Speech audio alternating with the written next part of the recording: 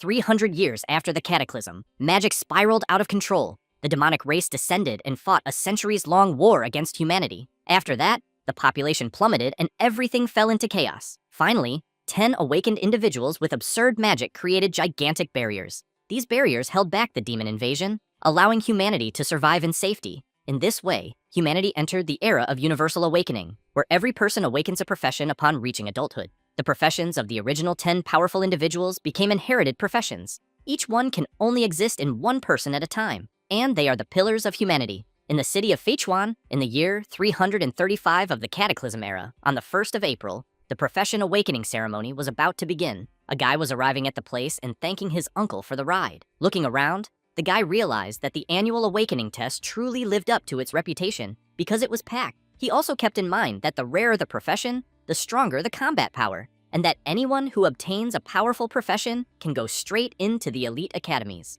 Next, he knew that the youths going to the awakening prayed to the holders of the inherited professions, hoping to awaken something good. Then, as he approached the entrance a little more, he became intrigued by what some people were doing. So the MC decided to ask a guy if he knew what those people were doing. The guy said that rumors were spreading that year's test would reveal a holder of an inherited profession, and that there are currently 4 inherited professions vacant. So of course, people are praying with all their might. The MC becomes intrigued upon hearing that, and thinks that, apparently, everyone's desire to rise in life is intense that year. At that moment, a flare is launched into the sky, announcing that the test has just begun. People soon begin discovering their professions and ranks. Then, Gefei is informed that he is Class S, is at level 34, and has 55 magic power, and because of that, he was accepted. A guy comments that he wishes he had the magic power that Gefei has. Then someone arrives offering a tomato that can give his magic power a boost. The guy becomes intrigued, wanting to know if just one tomato really increases magic power.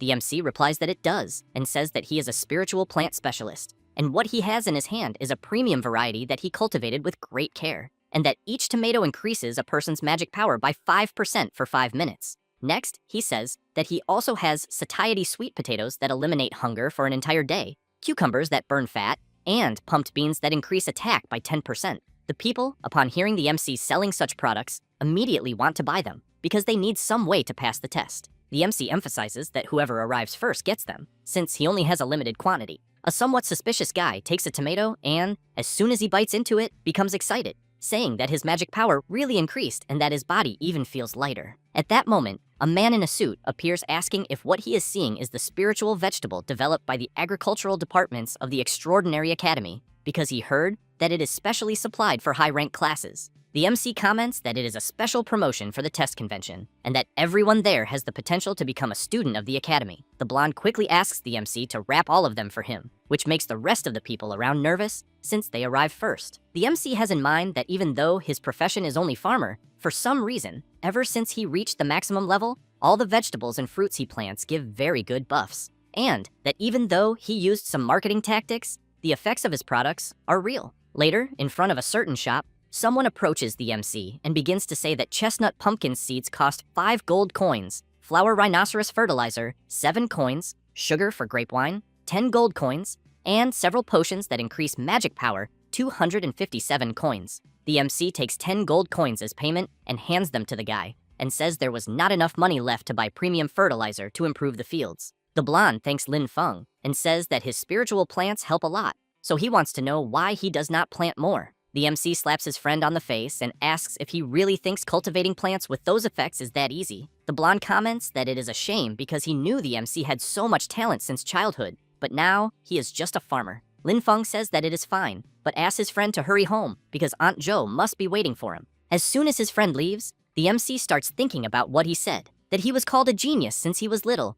but ended up awakening only the profession of N-class farmer, and that when he went to burn offerings for his father, the late archdruid, he was afraid his father would jump out of the coffin out of embarrassment. However, he thinks that maybe this is a balance of fate, since a herbalist mother and an archdruid father ended up producing a farmer. But if he really thinks about it, he knows he is very satisfied with his current peaceful life, since he does not have to go to the battlefield and be eliminated like his father, nor make his mother worry. However, he keeps in mind that even if it is only for his mother, he needs to take proper care of his family farm. Then a drop of water falls on the tip of the MC's nose. He immediately wonders what is going on, because there is no way it should be raining on a clear day, and as soon as he looks up, he sees a guy coming straight toward him. When he dodges, the guy crashes hard onto the ground. Lin Feng questions what is happening and wonders if the demons have invaded. The guy who fell on the ground quickly stands up and starts picking up his things from the floor. And while he arranges them, someone shouts that the holder of the inherited profession, the Necromancer, He Xiao,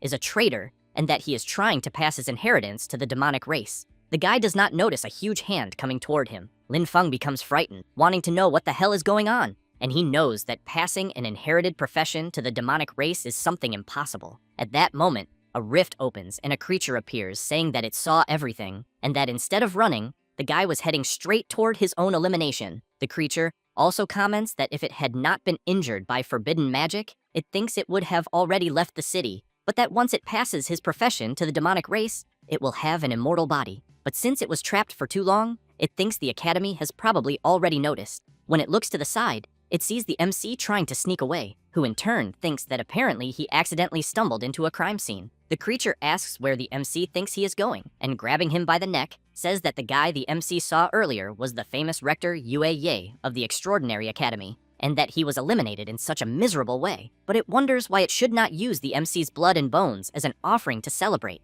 Lin Feng thinks that the creature's magic power is bizarre, because he cannot break free at all, but he knows he needs to stay calm to think quickly and use something that can help him escape from the creature. Then, he sees a small pickaxe, so he activates his maximum mastery in farm tools, a skill derived from summoning farm tools. Next, he grabs the pickaxe and strikes the creature's arm with it. The creature, in turn, is surprised, thinking that what just happened is impossible, because the boy is clearly only of the farmer profession, so it wants to know how he managed to injure it. The MC manages to escape and quickly grabs another tool left behind by the academy rector. Therefore, Lin Feng activates it, and a power rushes toward the creature. An explosion happens, and as the dust begins to settle, the creature is injured. At that moment, 2 more rifts appear in the sky, and the creature thinks it is the marking formation of the Matrix Dancer. Then it concludes that in that case, it will simply possess the MC's body and disappear from there. The creature rushes straight toward Lin Feng with the intention of possessing his body. The MC begins to scream while his body is being possessed.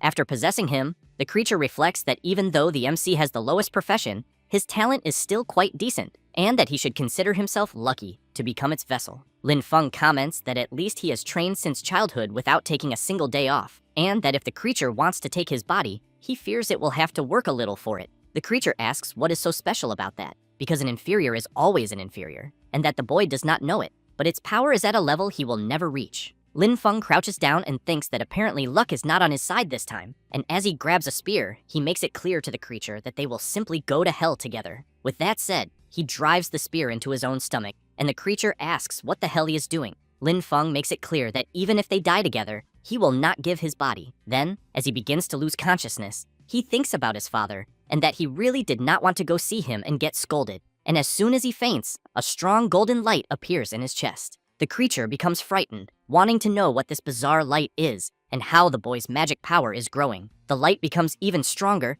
and then begins to bind the creature that possessed the MC. In a matter of seconds, the creature is completely sealed. After that, a huge explosion happens, and a few minutes later, a system screen appears congratulating Lin Feng and informing him that he has acquired a new talent from the inherited profession, that of Necromancer. Because of that, he wakes up startled, wanting to know how he is still alive. And as he moves his whole body, he realizes he can still control it, but wonders if the creature failed to possess him. Then a system screen appears in front of him. Lin Feng begins to observe his stats and sees that his profession is still Farmer Master, that he is at level 1 and has 300 points in the Strength attribute, 300 in Constitution, 100 in Agility, 110 in Magic Power, 110 points in the Spirit attribute, and 300 in Luck. His skills are fast land clearing, efficient planting, quick harvesting, increased yield, mastery of farm tools, a passive with maximum affinity with the undead, transcendent growth, undead summoning, and another passive of soul extraction. Then the MC is surprised to see that his level has returned to 1 again, but wants to know how all his maxed farmer attributes were maintained. He also wonders if his magic power has increased even more with the soul strength of the creature that tried to possess him, since he thinks this means that when he levels up again, his attributes may surpass the limits. In addition, he also has a new ability to summon undead, but hopes it is not the same summon as that guy from before. Then he decides to test his new power, but first channels a bit of his own power, and then the one he gained. He is surprised, since apparently the farmer's magic power is merging with the undead's magic power. Lin Feng begins to focus, and soon visualizes his profession tree, realizing that it has branched out. So he wonders if this is not a class change and whether he has gained an extra profession, until he is shocked to see that the extra profession he obtained is Necromancer, a legendary inherited profession. The MC looks at the creature's body lying beside him, and an energy begins to act on his profession tree. Thus, he begins to feel that the power he obtained is still not his, and fears that if he does not tame it soon and fully turn it into his own power, not only will his farmer profession collapse and disappear, but his consciousness will also be devoured by the creature again. In addition, the yellow-colored power also seems like a contamination, so he decides to test his undead summoning ability, and the power begins to move toward the creature that tried to possess him earlier and the Academy's rector. Lin Feng manages to summon 2 undead and thinks that even with the levels reset, all the abilities are still there and that they can level up again. But he knows that the inspection team is about to arrive and that, because of that, he needs to leave quickly. As he picks up his backpack, he reflects that no one will believe that an ordinary farmer eliminated 2 extraordinary individuals. But he thinks that if they discover his current situation, that might end up being his downfall. Thus, he concludes that his priority at the moment is to find a place that offers protection and high-level resources, a place where he can test the control of his new power and turn his father's theories into reality. One day later, at the MC's family farm, he is thinking that the crops catalyzed by his new power are all becoming somewhat strange, and, as he continues using his power on them, some bizarre things begin to form, until one of the plants creates a strange mouth and grabs a bird that was passing nearby. The MC is surprised, wanting to know what the hell is happening, because he thinks that if people see such things, they will think it is a demonic invasion. Thus, he decides that he needs to get rid of everything as quickly as possible, but wonders if this new magical power caused bizarre mutations in ordinary crops, since he considers that if he can control this power and guide it to cultivate the plants, he might be able to create those special varieties his father envisioned but never managed to plant, valuable crops that can upgrade professions. After a few hours, Lin Feng is watching a news report informing that the holder of the inherited necromancer profession, He Xiao, started a rebellion the day before, eliminating Rector Yue Ye, and that his crimes are heinous, and anyone with clues will be generously rewarded, but whoever dares to help him will be treated as an accomplice. Lin Feng thinks that this was already expected, and, because of that, he knows that he cannot let anyone find out about his necromancer power under any circumstances. Then he reflects that he needs to come up with a name for his servants so they can pass the inspection, otherwise it will cause problems. Until he gets an idea and thinks that he will just call them farm helpers, since his system panel says he is a spiritual farmer master, and that, with such a profession, he thinks it is perfectly normal to have some helpers. The news continues reporting that, to deal with the demonic pressure, the Extraordinary Academy will be opening more slots, and that everyone who passes the evaluation will receive Academy resources and the right to private properties to cultivate high-level crops, in addition to special subsidies. Lin Feng knows that the Academy's land is safe, fertile, and supported by resources, and that this is exactly what he needs most at the moment, since the necromancer identity is a ticking time bomb, but the spiritual farmer master identity, to others, is just that of a normal farmer. The very next day, at the Extraordinary Academy's registration square, it is the MC's turn, and those responsible for registration ask for name, age, awakened profession, and level.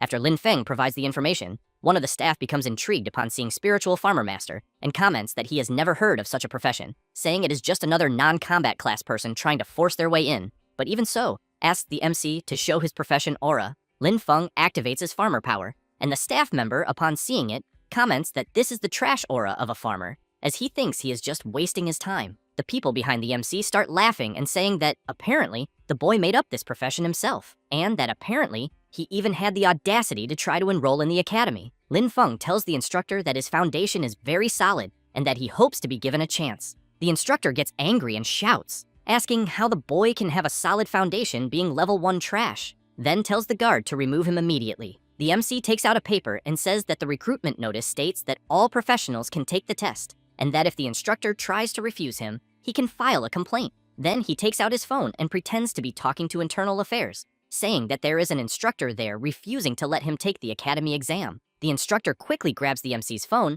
grabs his shirt, and shouts, asking if he really has the courage to report him, telling him to believe that he will make him regret such a thing, and also says that he does not believe that a level 1 farmer like him can pass the test. The people around are surprised and comment that even if the MC is a farmer, rejecting him is one thing, but what the instructor is doing is already a bit too much. the instructor gets even more nervous and shouts that anyone who does not want to take the test can get out. Later, everyone who registered goes to the exam site. The instructor tells Lin Feng that he can still give up if he wants. He simply walks to the exam location and thanks the instructor for showing the way. As soon as he enters, he goes to a more secluded place, and after looking around to make sure no one is there, he takes out a jar and thinks that it is time to let the horned rabbits feel the terror of industrialized agriculture, since what he has there is his newest creation, carrot essence, which easily attracts even a level 20 fierce rabbit, and that the lower level rabbits will be easy. And as soon as he spreads it around the area, the scent of the essence begins to spread through the environment.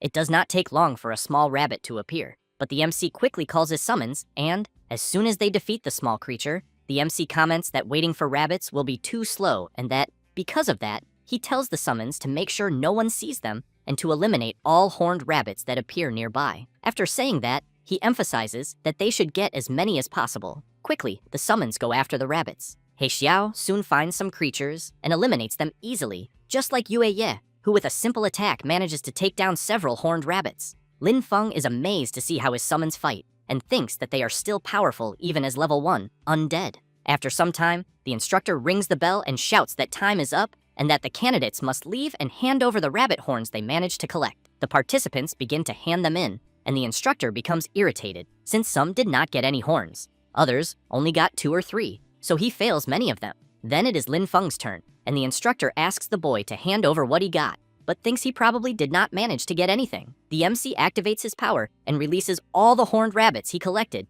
and due to the quantity, the place becomes completely packed. The instructor cannot believe what he is seeing. Lin Feng laughs and says that he thinks he managed to get a total of 500 horned rabbits, but asks if the instructor wants to count them. He remains incredulous and shouts, saying that he thinks the boy cheated, until a man arrives asking the instructor to stop the nonsense he is doing and says that he thinks that if he were not there, his pet rabbits would have been exterminated by certain people without professional ethics. After that, the director tells the MC that he passed the preliminary test, and he, in turn, thanks the director for the fairness. Then the old man becomes surprised by something and tells the MC that he looks familiar. Lin Feng becomes worried and wonders if he has been discovered. The director asks what the MC's relationship is with Professor Lin Xiaye. Lin Feng breathes in relief and thinks that apparently the director did not discover the abilities of his hidden profession. So he says that Lin Xiaye is his father and asks if the director knew him. The director comments that the MC's father was his friend and that apparently the boy is planning to enroll in the school.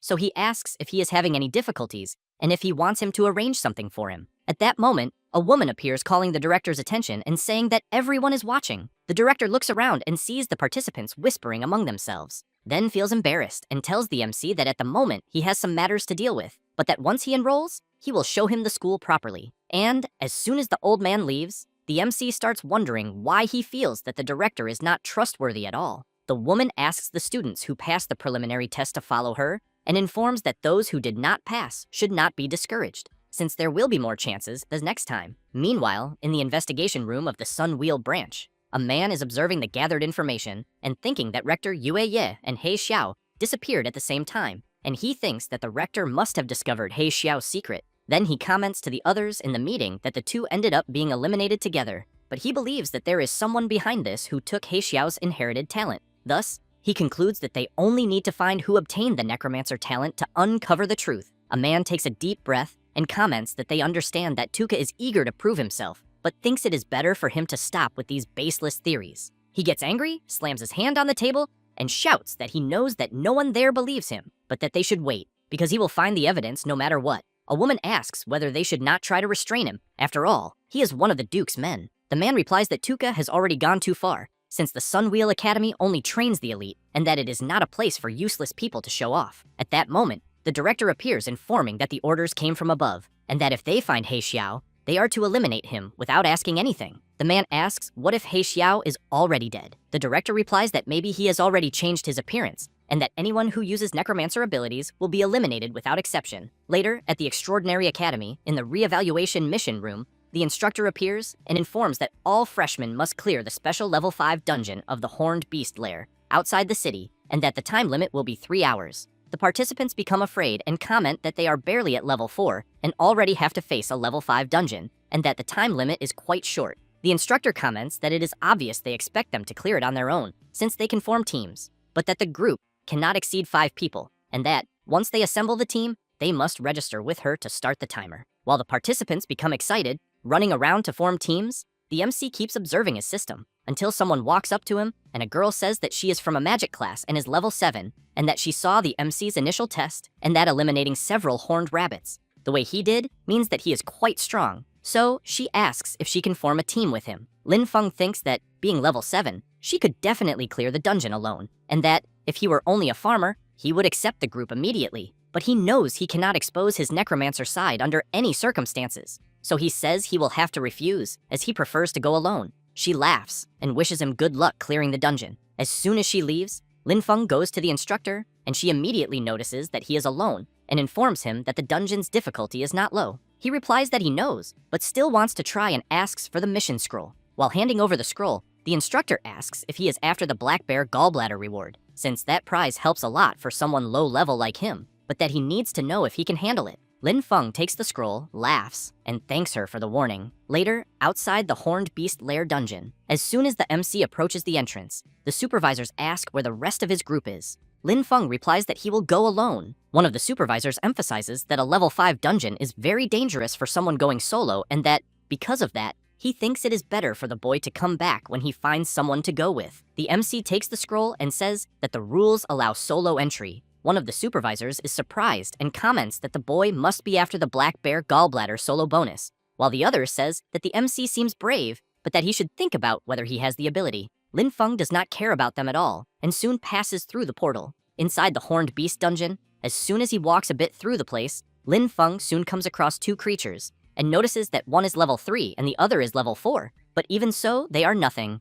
since at the moment he is level 6. And as he summons his summons, he comments that he saw in the guide that there would be many monsters there, but judging by what he is seeing, it even seems exaggerated. However, he knows that this is still perfect to test his new summoning method. With that, he activates his undead summoning ability on the creatures he just defeated, and they soon become summons. Lin Feng wastes no time and orders his new summons to attack. And, while they advance, he thinks that undead in the form of monsters retain some characteristics from when they were alive, knows that they are very aggressive but dumb, since they only follow simple orders. In addition, the summons consume less mana, so he wonders whether, besides fighting, they could also be used to fetch water. After some time, it is the turn of the summons He Xiao and Yue Ye to go on the offensive. He Xiao grabs his weapon and eliminates several creatures easily. Yue Ye, on the other hand, focuses and activates his aquatic ability, which also eliminates several creatures at once. The MC, meanwhile, is thinking that human undead are more intelligent since they use abilities from when they were alive and fight better,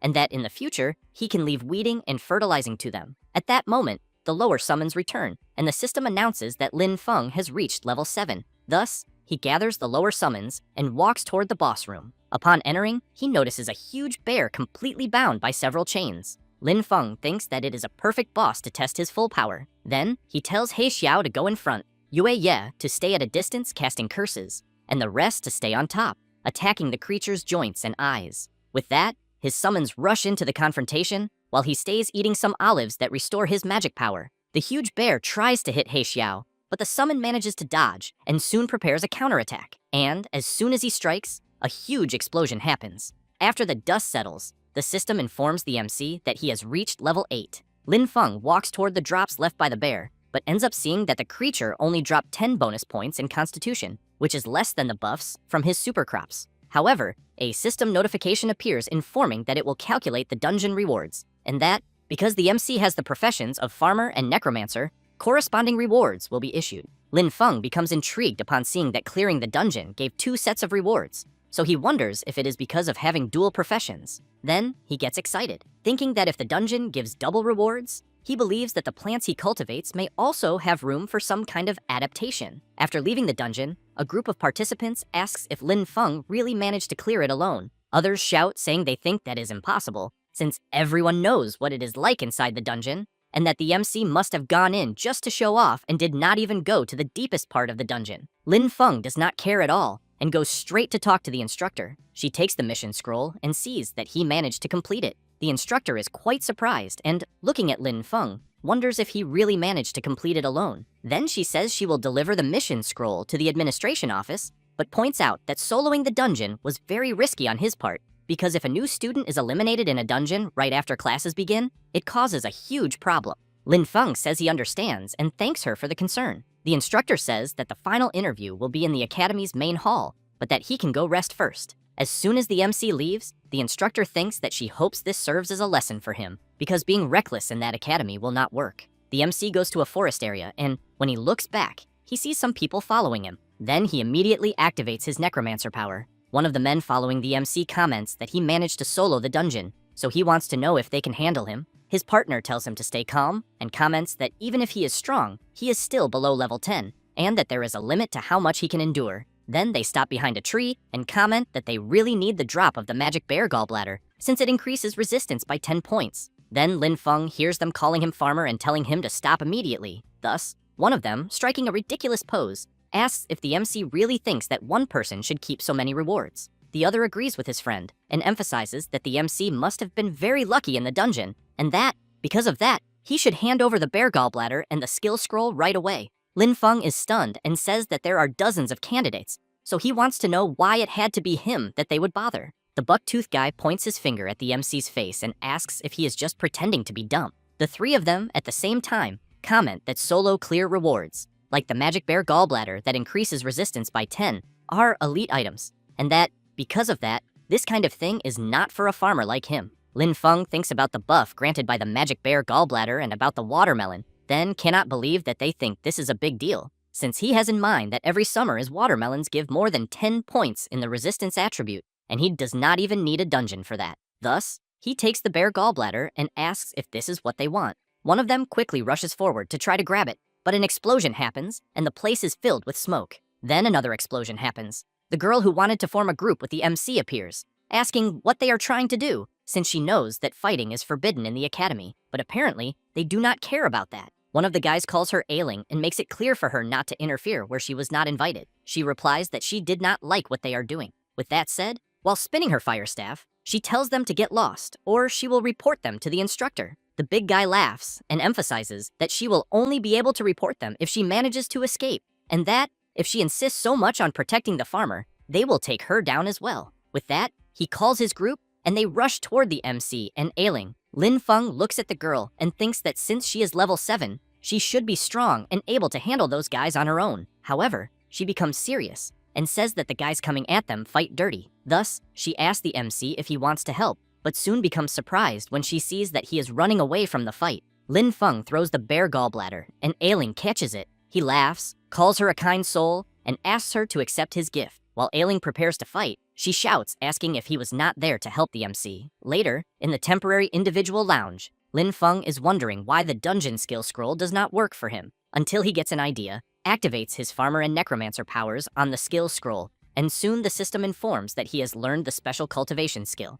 Now, the MC can use magical power and special materials to strengthen undead summons, being able to increase their level, quality, or teach new abilities. Lin Feng gets excited, thinking that what he imagined worked, since he only needed to use the magic of both professions at the same time to activate the scroll. Thus, he calls his summons and says that he will test his new ability, and when he activates it, He Xiao becomes even stronger and advances to level 8, as does Yue Ye. The magical horned bear goes to level 9, and the lizard and the eagle rise to level 7. Lin Feng finds this surprising, but when he observes his summons more carefully, he thinks that the only downside is that he has not gained new land yet, since he does not want to risk his own fields to test new crops. But due to his fatigue, he ends up falling asleep. Later, as soon as he leaves the room, he runs into Ailing, and she comments about his bear gallbladder. He turns and says that he gave it to her. Ailing replies that no, that thing is his, and that it is quite valuable. He is stunned and wants to know why everyone treats such a rotten material as a treasure. Ailing becomes confused and asks if she heard correctly that he called the item rotten. After that, later, the MC goes deep into a forest, and, after looking around to see if there is no one, thinks that apparently there is no one there. Then he activates his necromancer power and thinks that he does not know what effect his new ability will have on the crops. And as soon as he applies power to them, he is shocked, since it seems there is no difference compared to before, until he is surprised, as the plants transform into sinister creatures, so he wonders if these things can really move on their own. Meanwhile, Tuka is walking through the forest and thinking that the spiritual energy detector shows that he is close to the energy he is looking for, and that he knows his guess was right, since there is a necromancer aura very close. And as he passes by the MC, something catches his attention, so he turns around, taps Lin Feng on the shoulder, and asks, judging by his clothes, if the MC is a farmer, Lin Feng asks if some farmer provoked him. Tuka is stunned by the question, but continues asking if the MC saw any strange person appear around there. Lin Feng replies that actually, someone did appear. Tuka immediately asks where. The MC points at Tuka and says that the guy is right in front of him. Tuka becomes furious and says that he is one of the elites of the Sun Wheel Academy, the nephew of the Iron Lion Duke. Then he charges at the MC, asking how a mere farmer dares to be so rude to a duke's nephew, and that, because of that, he will eliminate him. Tuka transforms into a powerful lion and shouts that he will make the MC pay for his stupid words and actions. Lin Feng tries to protect himself from the energy burst of the transformation, but makes it clear to Tuka that the farmer he is despising can defeat him with one hand. He doesn't care at all and charges forward to attack. Lin Feng throws a few capsules ahead and thinks that he doesn't know why the aconite in his field gained a paralysis effect after being eroded by undead magic, because the last time he tried it, he became numb and lay down for a day, and that grinding such a thing into powder can be used as an anesthetic. As soon as Tuka inhales what the MC threw into the air, he immediately becomes dazed and asks what kind of trick he used and why he suddenly has no strength. Lin Feng, while covering his nose,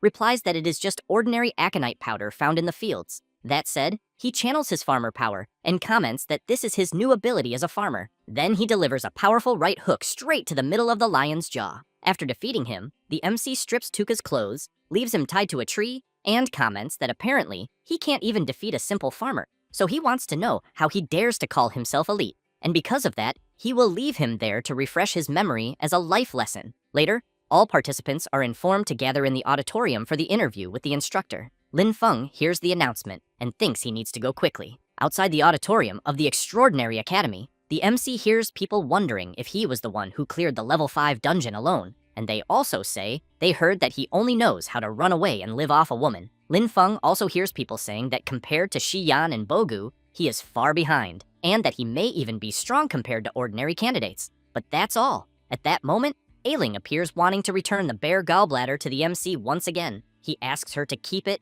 and makes it clear that such an item is completely useless to him. Then, while waiting to be called, the MC starts eating some slices of watermelon that increase his endurance by 2 more points. A few minutes later, inside the auditorium, the place of the interview with the instructor, the director informs that during the interview, while the instructors choose the students also choose the instructors, and that both will achieve success together. That said, he emphasizes that the student whose name is called must step forward immediately, then begins by calling Shi Yan. He quickly steps forward and says that he is a level 6 Earth warrior, and upon transforming, says that this is his current ability, in which he can summon armor to fight. One of the teachers comments that he liked it very much, and that he is a level 44 Earth berserker, then asks if the student wants him to be his instructor. Immediately, Shi Yan gets excited and shouts that he accepts. The director calls Ying Wu and informs that Lin Feng will be next. As soon as it is the MC's turn, he activates his power and says that he is a level 8 spiritual farmer master class. The instructor from before is impressed,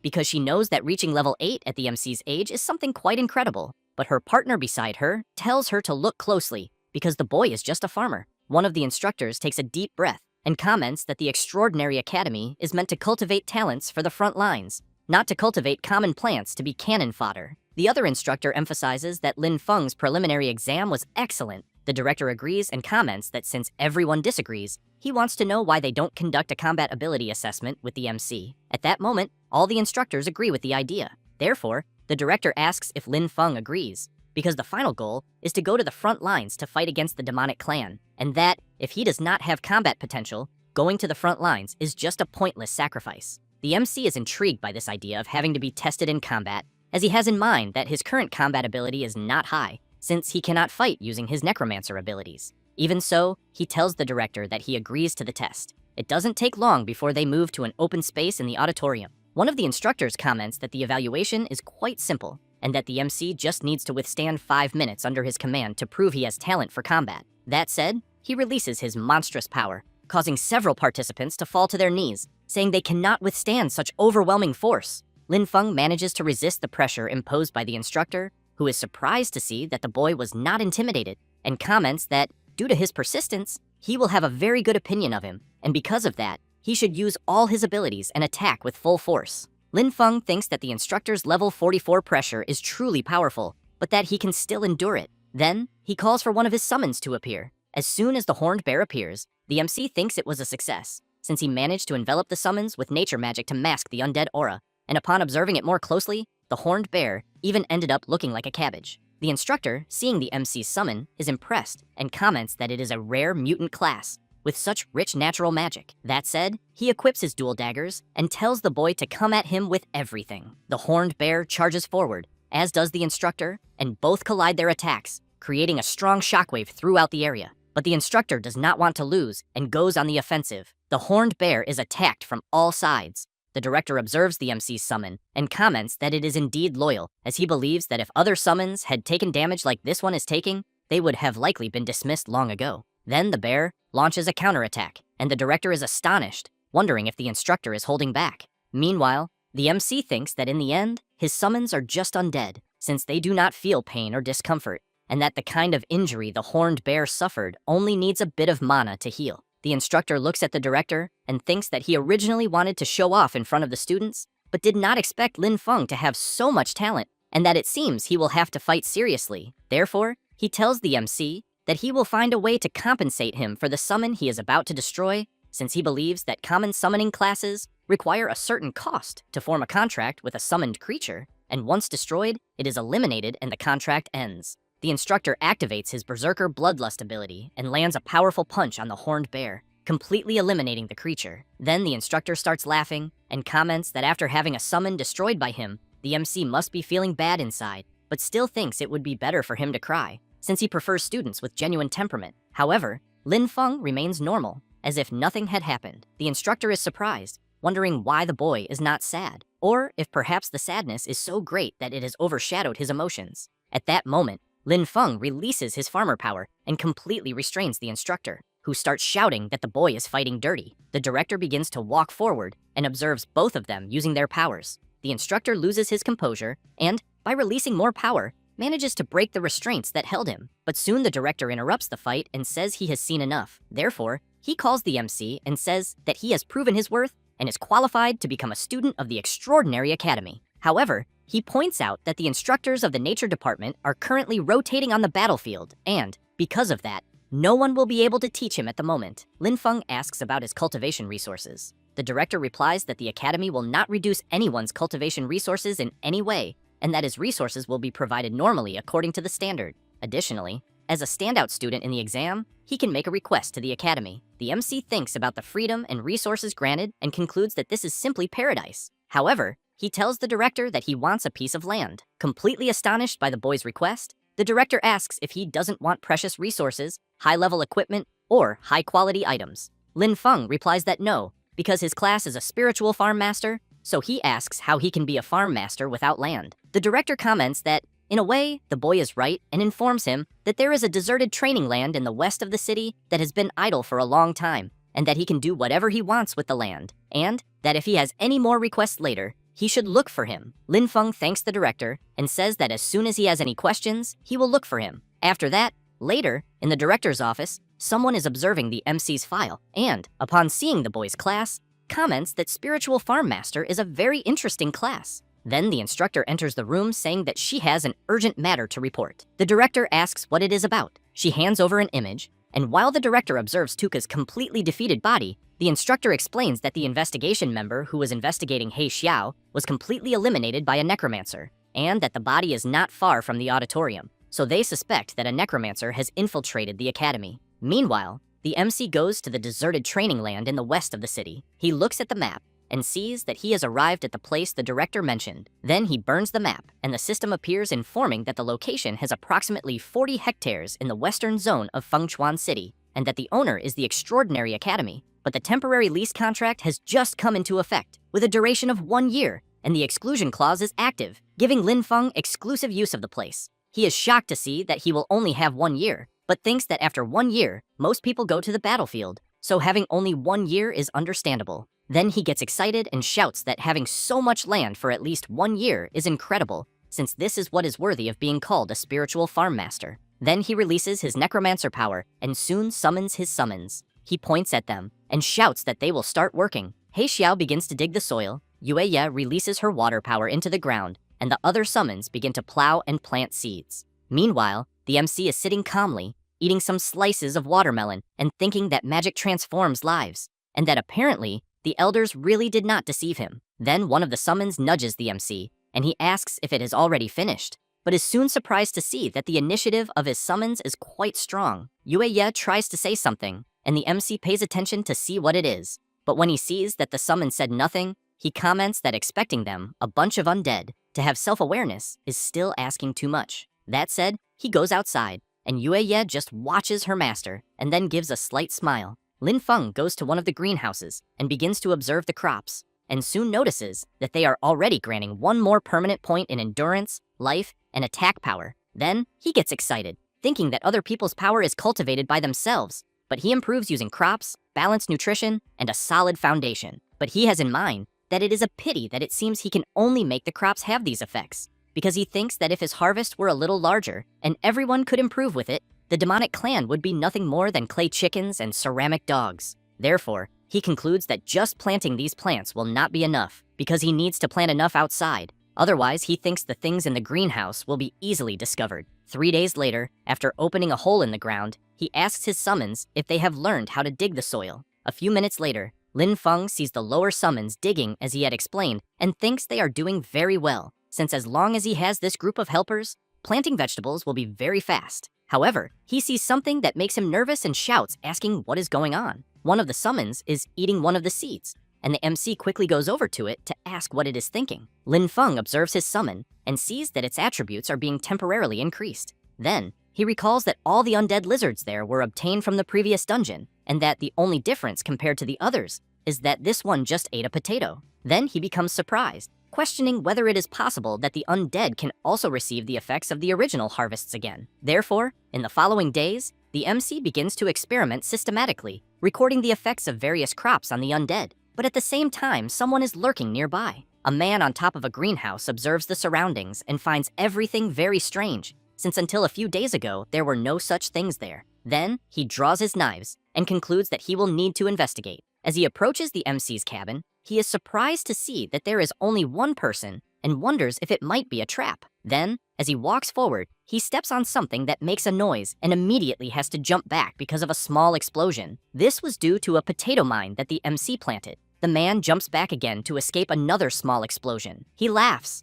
and wonders if the boy thinks he would fall for something so pathetic. Then several potato mines come out of the ground and make the man quite worried. Several chain explosions begin to happen and continue for some time. At that moment, a strange power awakens. Meanwhile, the man from before managed to escape the explosions, but is nervous, thinking that if it were not to gain the Duke's trust, he would never have gone there, but he swears that he will eliminate whoever is doing this. Therefore, he starts attacking the potatoes before they explode. Then he notices something strange and wonders if he is really sensing a certain undead aura coming from the creatures. Then he remembers when the Duke had informed him that the trip to Fengshuan City would be for reconnaissance, and that his main mission was to find the Necromancer, He Xiao. After remembering this, he questions whether that place is really the Necromancer's hideout and why he would hide there. But he keeps in mind that this guy, He Xiao, with the secret immortality technique, really has no shame at all. Therefore, he runs off, because he knows he cannot stay there for long, since he needs to find He Xiao as soon as possible. The next day, the MC wakes up and thinks that the day before he had already catalyzed and fertilized the seeds in most areas,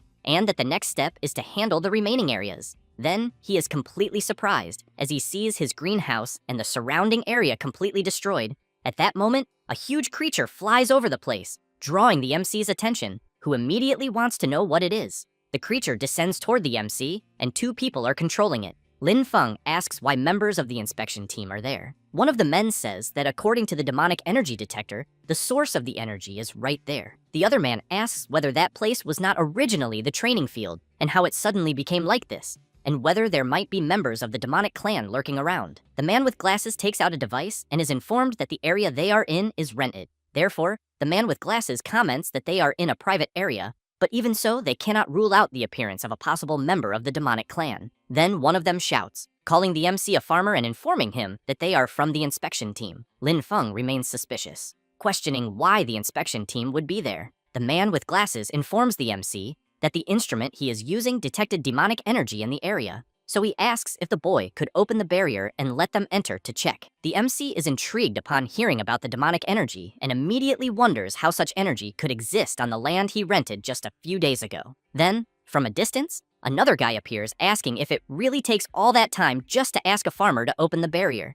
Then, with his completely overwhelming aura, he emphasizes that Tuka was just eliminated by the demonic clan, and that now the aura of the demonic clan is appearing there. That said, he becomes serious and says that if they ask him, he is certain that the boy is a spy of the demonic clan. Lin Feng becomes quite worried, thinking that perhaps he has just been discovered. One of the inspection team members comments that he finds Haru a bit impulsive. Meanwhile, the guy with glasses emphasizes that, in the end, Tuka was just eliminated and demonic energy appeared again. So, he believes that the suspicion about Lin Feng is indeed correct. With that said, he approaches the MC and asks him to cooperate with the investigation and open the barrier. Lin Feng thinks that he needs to come up with a way to get these guys away. So, he makes a pitiful face and says that his class is low and that he has always been looked down on, and that he only wanted to hide in a quiet place and cultivate seriously, but that now, as members of the inspection team, they still want to place this kind of suspicion on him. The guy with glasses comments to his captain that the boy is already so ridiculous that they could just let it go. But he gets even more furious and shouts,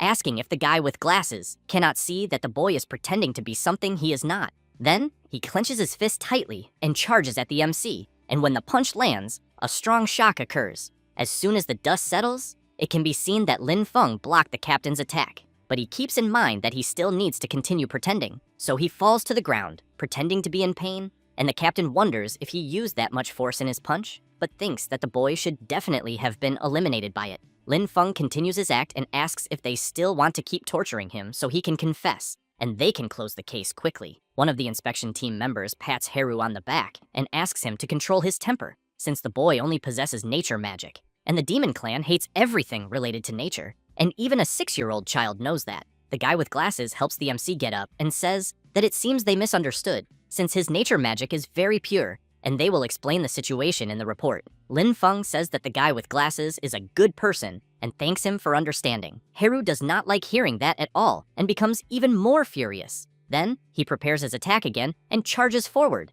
but this time the other members step in to stop him. Haru stops the attack and gets angry at his partners for being so soft. After that, the inspection team members leave, and the MC thinks that, apparently, just farming will not be enough, and that he needs sufficient power for self-preservation. Later, a magical origami goes to the MC and informs him that he needs to gather at the Academy's training field the next morning to participate in the ability assessment and the new students' ranking competitions, and that absence will not be allowed. The notice was sent by the Academic Affairs Department of the Extraordinary Academy. Lin Feng takes a deep breath and wonders why it is so difficult to live a peaceful life. Meanwhile, outside the lands rented to the MC, a woman is commenting to a man about how pure and powerful the nature magic is. Then, she asks if the boy is really just a farmer. The man replies that he is not sure, but that the boy's system profession is showing as a spiritual master farmer. However, he becomes serious and asks why the distinguished level 50 when nature-type archmage seems to be interested. She replies that she thinks the boy appears to have a mutant class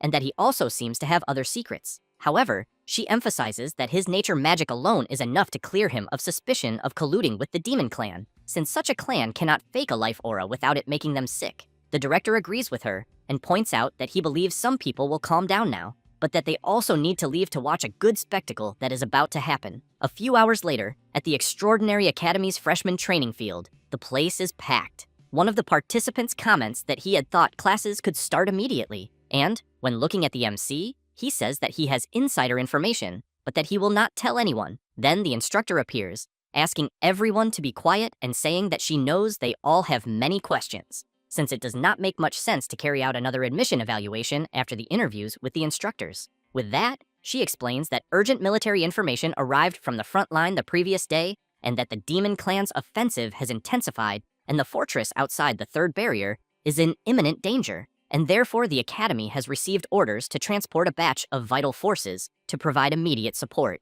The participants are shocked upon hearing this and immediately ask if they will not study and cultivate first, since they have just enrolled. The instructor makes it clear that if the nest is destroyed, she wants to know how the eggs could remain intact, since if the fortress is invaded, the spearhead of the demon clan will point directly at the city of Fengchuan, and at that moment, she asks if they think they will still be able to cultivate peacefully at the Academy. Then she emphasizes that this is not a request, but a summons, since in times of danger for humanity, no one can stay out. Ailing's brother looks at her and asks if everything will be fine. Ailing looks at Lin Feng and, a little embarrassed, replies to her brother that everything will be fine and that he should not worry. but she keeps thinking that the MC seems so exceptional and wonders if he will be selected for mandatory military service. The instructor calls the participants and asks them to follow the instructions and enter the training field to prepare for the practical combat evaluation. The MC thinks that, since he is from the farmer class, he should not be selected for the front line at the moment, otherwise his farming plan will be interrupted. A few minutes later, in the area designated for evaluation,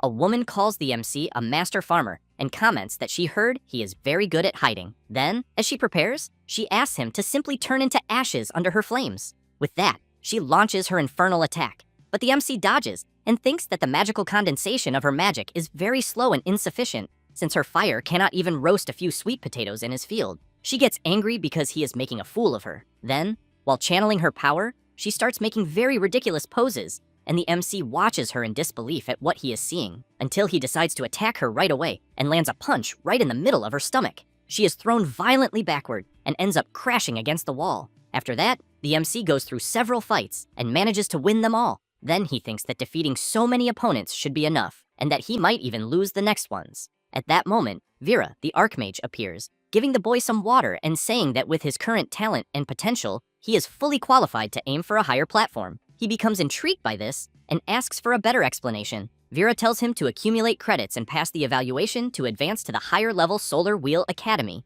since there are better cultivation methods and more powerful instructors there, and that he may even have the chance to obtain legendary weapons or even mounts of powerful demonic beasts. Lin Feng remembers the mounts he saw earlier with the inspection team members and soon thanks her for the kindness, but points out that he really does not need that. Vera is surprised to hear that he does not need it and asks what he wants in the end. The MC replies that he only wants better and larger land to cultivate in peace. The Archmage comments that it seems he misunderstood her, so she explains that what she wants to know is what he truly wants and what he intends to do after finishing cultivating such lands. Lin Feng says that he plans to cultivate more land and that he thinks they should allow more people to have land to cultivate. Then the director of the Solar Wheel Academy appears, commenting that he clearly remembers that the MC is already developing the wasteland to the west of the city and therefore wants to know if that is not enough for him to cultivate. Lin Feng lets out an awkward laugh, but points out that the more he cultivates, the better. Then he hears his name being called for the next fight and says goodbye.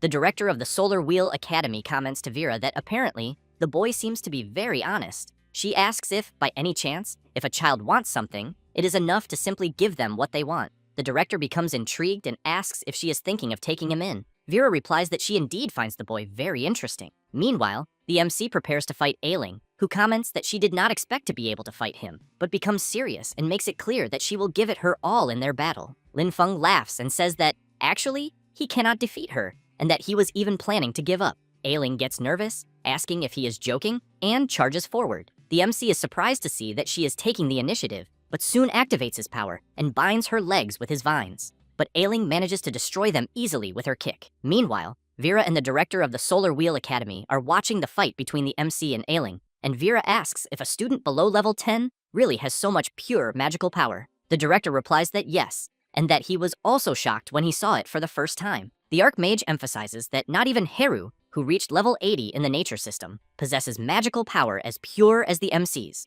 so she believes that the boy's future achievements will be limitless. The director remembers when Heru delivered his powerful punch to the MC, and he managed to defend the blow easily, so he comments that such a good seedling is very rare, and that if there is a teacher to guide him, he believes that the boy's future can truly be bright. Vera comments that she has already decided and wants to take him as her teacher. The director says that it is very good to know that she will become his teacher, but soon realizes what the Archmage said and asks if she did not say things the other way around, because he swears he heard her say that she wanted to take the boy as her teacher. She replies that she did not say it the other way around, and that she is saying she wants to have him as her teacher. The director comments that he thinks this is not right, and asks if her brain was burned by the demon clan. Vera gets excited and replies that even if her brain was burned, she still wants to have the boy as her teacher. Meanwhile, the fight between the MC and Ailing is very intense. Ailing keeps advancing, forcing the MC to dodge her attacks. Lin Feng thinks that he believes he has shown enough strength and that, therefore, he only needs to pretend weakness and admit defeat.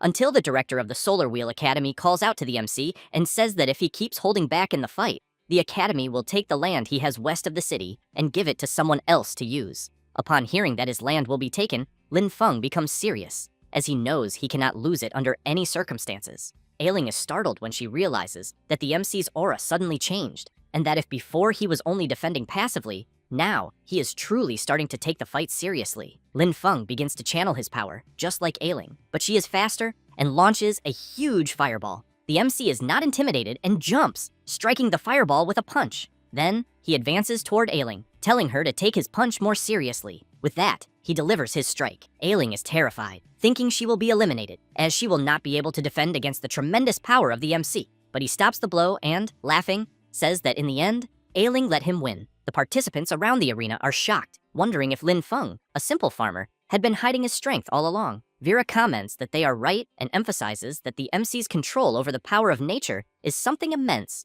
and that she believes he will truly be the future of the next generation. As soon as the MC is announced as the winner of the fight, he helps Ailing get up. She takes his hand and says that she accepts defeat from the bottom of her heart because he is very strong. Lin Feng points out that he believes she is the one who is truly strong, as he only has a lot of strength. Then, the MC takes a deep breath, thinking that he only needed to show his strength so as not to lose his land. Then the director of the Solar Wheel Academy appears, patting him on the back and saying that he loved the fight. Lin Feng thanks him for showing mercy. He simply asks the MC to keep working hard, as he is very eager to see his growth. Lin Feng gives a slight smile, but inside he calls the director a grumpy old man and thinks that he dared to threaten him with his land. And while the MC keeps thinking about it, Vera watches him from afar, until he notices something strange and turns to see what it is. But the Archmage disappears, then soon appears again with a different look, and this time with a younger appearance, calls the MC and asks him to guide her in her cultivation. Lin Feng is surprised by the sudden request, but asks if someone with a combat class is really asking a farmer for guidance. She introduces herself and says that they have never met before, but that she just watched his fight, and that his use of natural mana is simply perfect, since she has never seen anyone use the power of nature with so much vitality and strength, and as she has been stuck in her current realm for a long time, she feels that his path might give her some inspiration. Lin Feng is stunned by all that talk, but asks if she is also a nature type, since he heard that nature type instructors are still in training, so he asks why she does not wait a bit longer, since in the end, he only knows how to farm. Vera explains that the skilled are the teachers and emphasizes that she is not asking him to formally accept her as a disciple, but rather that she can just visit his fields from time to time to observe and learn. With that, she starts bowing over and over again, saying that even if it is just helping with occasional work, just feeling his natural aura from the outside would already be great. The MC, while watching her carefully, thinks that he cannot let people know what he is cultivating in his fields, since he knows it is very dangerous and easy to expose. Therefore, he tells Vera that he is sorry, and emphasizes that as a farmer, he has nothing to teach her, and that he only has a lot of strength and is not good at fighting. However, out of nowhere, the director of the Solar Wheel Academy appears saying that the girl is begging too much, and that he thinks the MC should just agree and do it for him. Then, the director whispers a few things in Lin Feng's ear, which leaves him quite surprised. So the MC tells Vera that everything is settled and that he will help her. She is surprised and asks if he is really serious, because if he is, she emphasizes that he does not need to worry, since she will not bother him. But soon she grabs his arm and asks if she can already go see him the next day. He replies that it is up to her and informs her that his land is located on the west side of the city. The next day, around the MC's greenhouse, Vera is very excited, going back and forth, asking if she can help with anything. Lin Feng thinks that Vera at least has a serious attitude, but that he definitely cannot let her see the crops inside the greenhouse. Therefore, he points forward and asks her to look around outside for now and get familiar with the environment, since he is busy giving the newly produced seedlings some special care.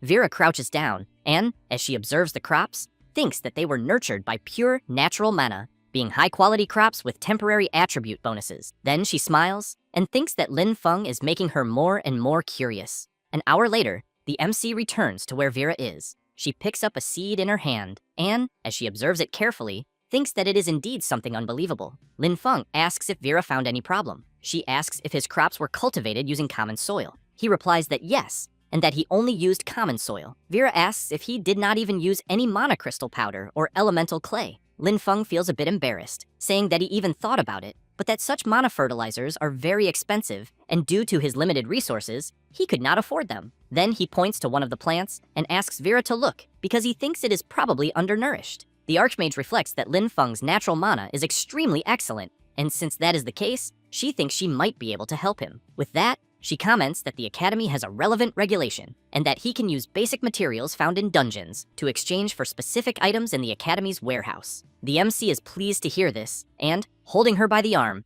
asks if what she is saying is true. Vera replies that yes, and comments that, for example, the level 10 dungeon of the Storm Academy, the Dark Forest, the final boss Kobold of the Shadow Fall, and its boss Fang seem to be exchangeable for a bottle of Earth Pulse. However, the difficulty of a level 10 dungeon is very high, usually requiring 5 people to complete it, although such regulation is about to be cancelled soon. Lin Feng comments that this is great and that he will go prepare right away. Seeing the MC leave at full speed, Vera wonders if only a heart so pure and innocent can nurture such pure natural mana. Later, at the entrance of the level 10 dungeon Dark Forest, some people see the MC running toward the portal entrance and wonder if a mere farmer is not going to the wrong place, and whether he should instead be with a hoe working in the field. Lin Feng does not care at all and goes straight to the person guarding the dungeon entrance and says that he wants to request a solo entry into the Dark Forest. The instructor looks at the MC's record and says that his level is insufficient and warns him that the risk of entering alone is extremely high.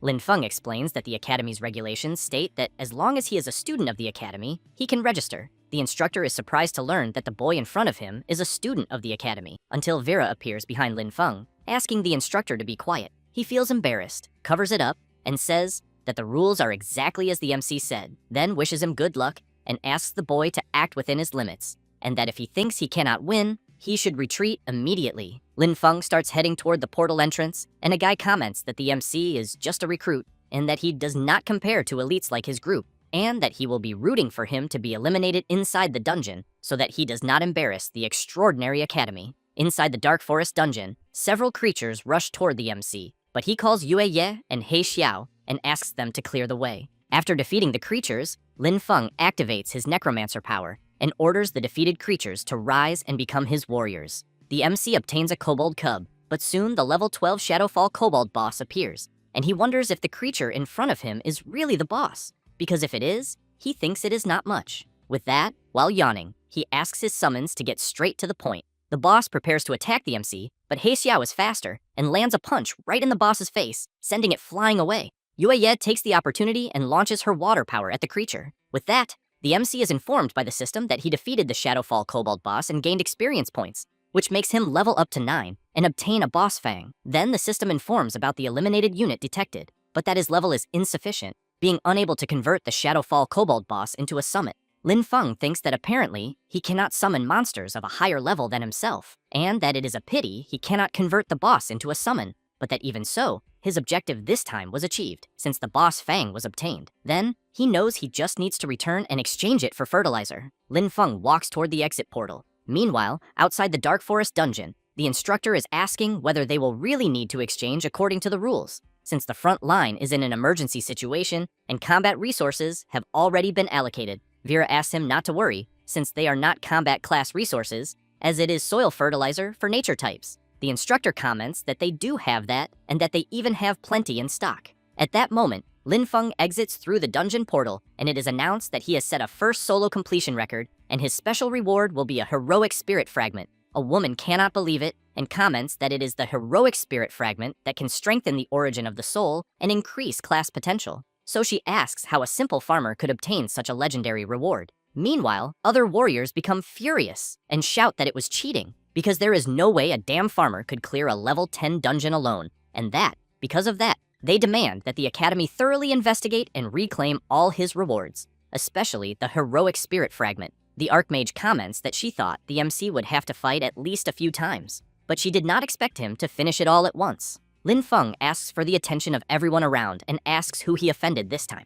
But seeing that no one responded, he goes to the professor and comments that, according to the Academy's rules, he is there to exchange for some resources. Then a guy asks what the MC is going to exchange, since the rewards he obtained were all acquired illegally and should be confiscated. However, the professor becomes serious and makes it clear to the guy who said that the rewards were given directly by the dungeon, and that, therefore, the Academy has no right to confiscate them. Then more people approach, and one of them comments that she is willing to make a resource bet. A guy asks what a resource bet would be. The woman who had been outraged by the MC's reward explains that the winner takes everything, receiving both sets of rewards, while the loser loses everything. But that, in fact, it is a speed race in a dungeon, with professors supervising both sides, competing to see who completes it faster. Thus, the professor asks Lin Feng if he is willing to accept the bet. The MC replies that there is no benefit in that, besides being very boring, The guy who had made the betting proposal asks if Lin Feng will accept if he adds a blueprint for the nature lamp. Vera goes to Lin Feng and comments that he needs to obtain this blueprint. Then she explains that the nature lamp is a magical growth tool exclusive to the nature department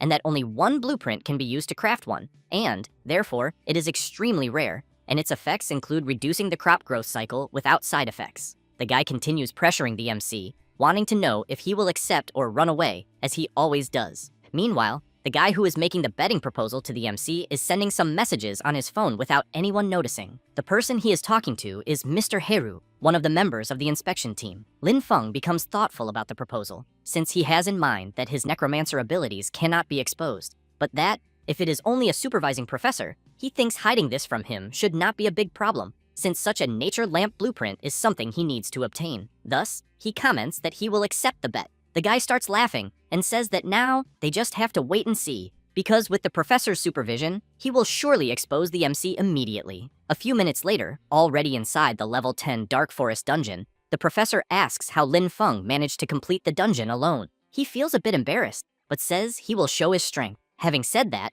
he activates his farmer power and summons his farm workers. His legion of undead summons soon appears, but all are disguised by the MC's nature power. The professor is quite surprised, thinking that the boy's summoning was very fast, and that the quality of his troop also seems very good. Then he reflects that it is a perfect opportunity to see exactly what ability the MC used to complete the dungeon alone. Lin Feng wastes no time, and quickly orders his summons to attack with full force. The Shadow Wolves do not stand still either, and charge forward, but the Horned Bear is faster, and in a matter of seconds, delivers several blows to all the Shadow Wolves. Yue Ye channels her aquatic power, and also launches it at the creatures, and a huge explosion happens due to the impact. He Xiao also activates his ability and launches several lightning strikes at the Shadow Wolves that were approaching from behind. It does not take long for the MC's summons to manage to wipe everything out. The professor is completely surprised, commenting that the boy took less than 1 minute to easily annihilate a squad of Shadow Wolves of the same level. Then he observes Lin Feng closely and wonders if this monstrous power of the boy is due to him having a special class. At that moment, the MC calls the professor and comments that now that he has eliminated the Shadow Wolf squad, he will go straight to the boss room and eliminate it. And as soon as he arrives at the boss room, it appears and immediately charges at the MC with everything. Lin Feng asks the Horned Bear to raise its shield and advance, and for all the others to follow behind, but emphasizes that if any Shadow Wolf dares to try to flank them, they are to attack with full force. Having said that, the Horned Bear blocks the boss's attack. He Xiao quickly moves in front of the creature, prepares to attack, and lands a precise punch on the boss, sending it flying. The professor is completely shocked, thinking about the enormous war potential of the MC, and that a person like this must be reported to the director immediately. Lin Feng goes to the fallen boss's body and dismisses his summons. Then he asks the professor supervising him if he has already proven his worth. He replies that without a doubt he has, but wants to know if he is not going to leave the dungeon. Lin Feng answers that the professor just needs to check, and that,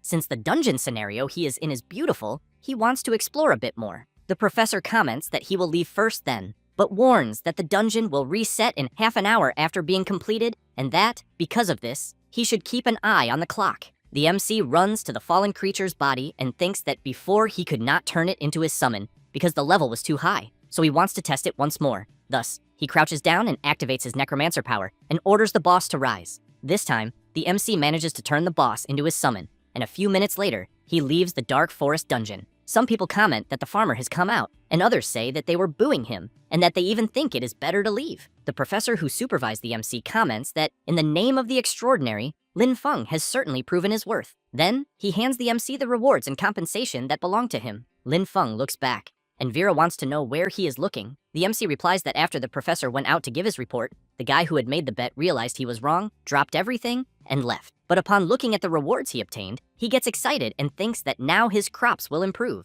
And while the MC is fantasizing, the professor goes to Vera and comments that he thinks she might need the recording of the MC fighting in the dungeon. Later, in Haru's room at the Sunwheel Academy, he is furious. And while throwing several punches at a punching bag with a photo of the MC stuck on it, he asks how a humble farmer like the MC dares to humiliate him again. And as soon as he sits down, he comments that he thinks strength will not work, and that the Academy's rules also cannot do anything against him, and therefore, he thinks he needs to use another method. Then he thinks that, at the moment, the MC is only showing off by using that small amount of nature magic and summons. So, he asked the guy who made the bet with the MC to immediately send the letter he is giving to the front line to his uncle, the Duke. Having said that, he comments that the guy should tell his uncle that the mentors of the nature department on the battlefield must return to the academy as soon as possible. The guy is surprised and asks if, by any chance, Haru is planning to use the hands of the instructors of the nature department to suppress the MC. Haru replies that that is exactly it, because those old men value the purity and rules of nature magic above all else, and that,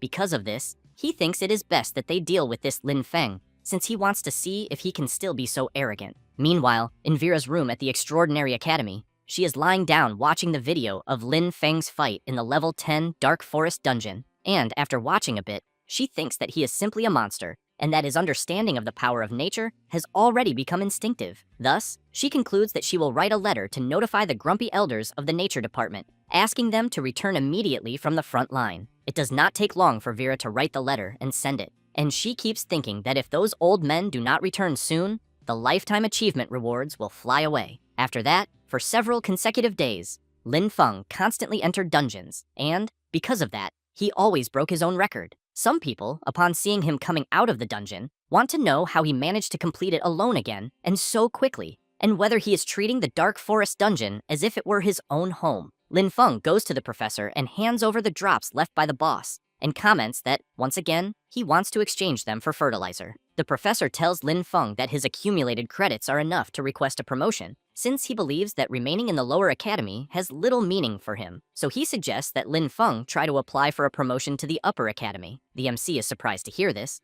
so he asks if what the professor suggested is really true. He replies that it is, and explains that the Extraordinary Academy is divided into upper and lower academies. The lower academy cultivates basic talents, like his current Storm Academy, while the Sunwheel Academy is the meeting point of elites from all lower academies, known as the upper academy. Thus, the professor explains that upon entering the Sunwheel Academy, the rewards that the MC can exchange for, whether in quality or variety, are far superior to what the lower academy can offer, being the place where a genius like him should go. Lin Feng thinks about everything he heard, then says he understands and thanks the professor. Later, in the academy's mission hall, Lin Feng greets and says that he is there to apply for promotion to the Sunwheel Academy. The person in charge asks for his name, department, and proof of credits. As soon as the MC hands over what was requested, the person in charge sees that he currently has 30,135 credits. Some people nearby also see the number of credits Lin Feng has, and a guy comments that if he remembers correctly, this is the guy who farmed the Dark Forest tirelessly,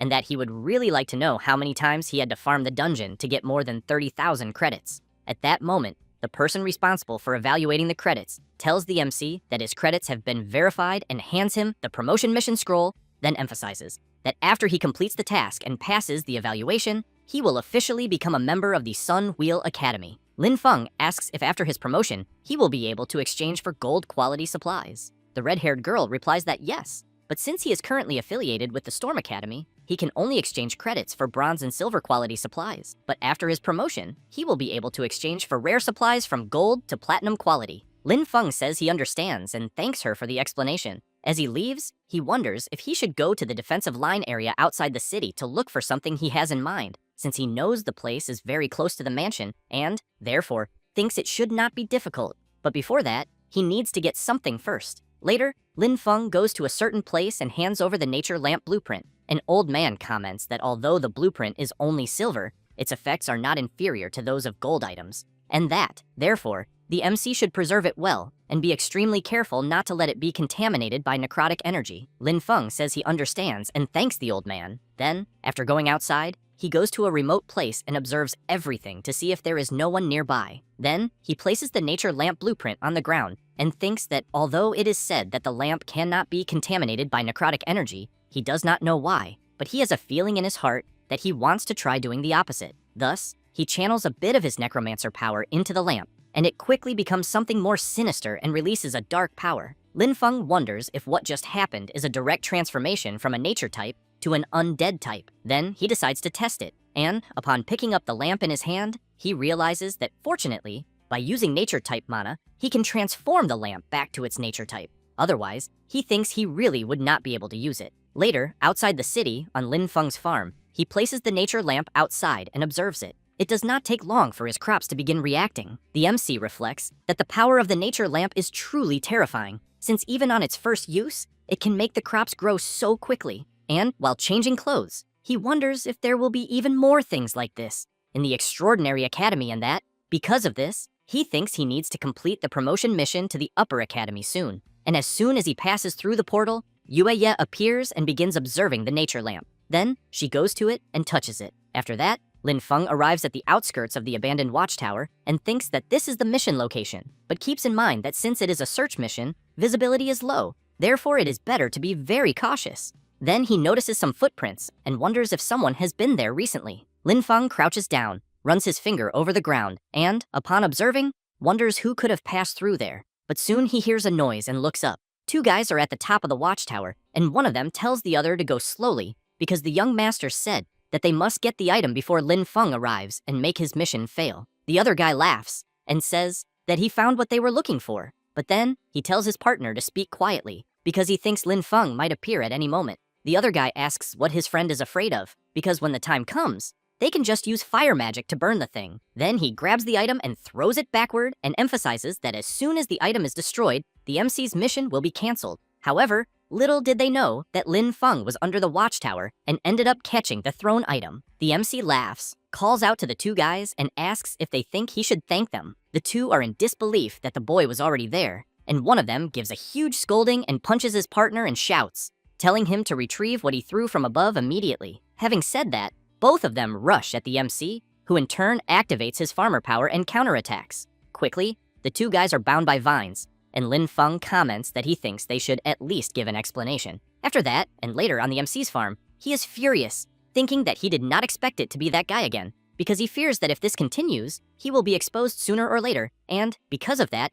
he thinks he needs to come up with a solution as quickly as possible. Then, he becomes very surprised by what he is seeing, since Yueya is holding the nature lamp in her hand and giving orders like a general. The summons are cultivating, plowing, and doing the heavy work. Lin Feng rubs his eyes to see if he is seeing correctly, and once he realizes that he is not crazy, he becomes excited, thinking that everything is completely automated. Meanwhile, in Haru's room, a guy arrives informing his master that they sent people to search the watchtower, but that after some time they had no more news and only found traces of their mana at the location. So he thinks there is a high probability that they were eliminated. Haru throws a heavy punch at the wall and calls everyone he hired trash, since they cannot even handle something so simple. And when thinking about Lin Feng, he becomes even more furious. Thus, he reflects that this damn brat dared to test him. Then he asks the guy to contact the people from the Shadow Eclipse group and offer the highest reward for Lin Feng's life, because he has in mind that surely the one who eliminated Tuka was this boy. After that, and later in the Academy's mission hall,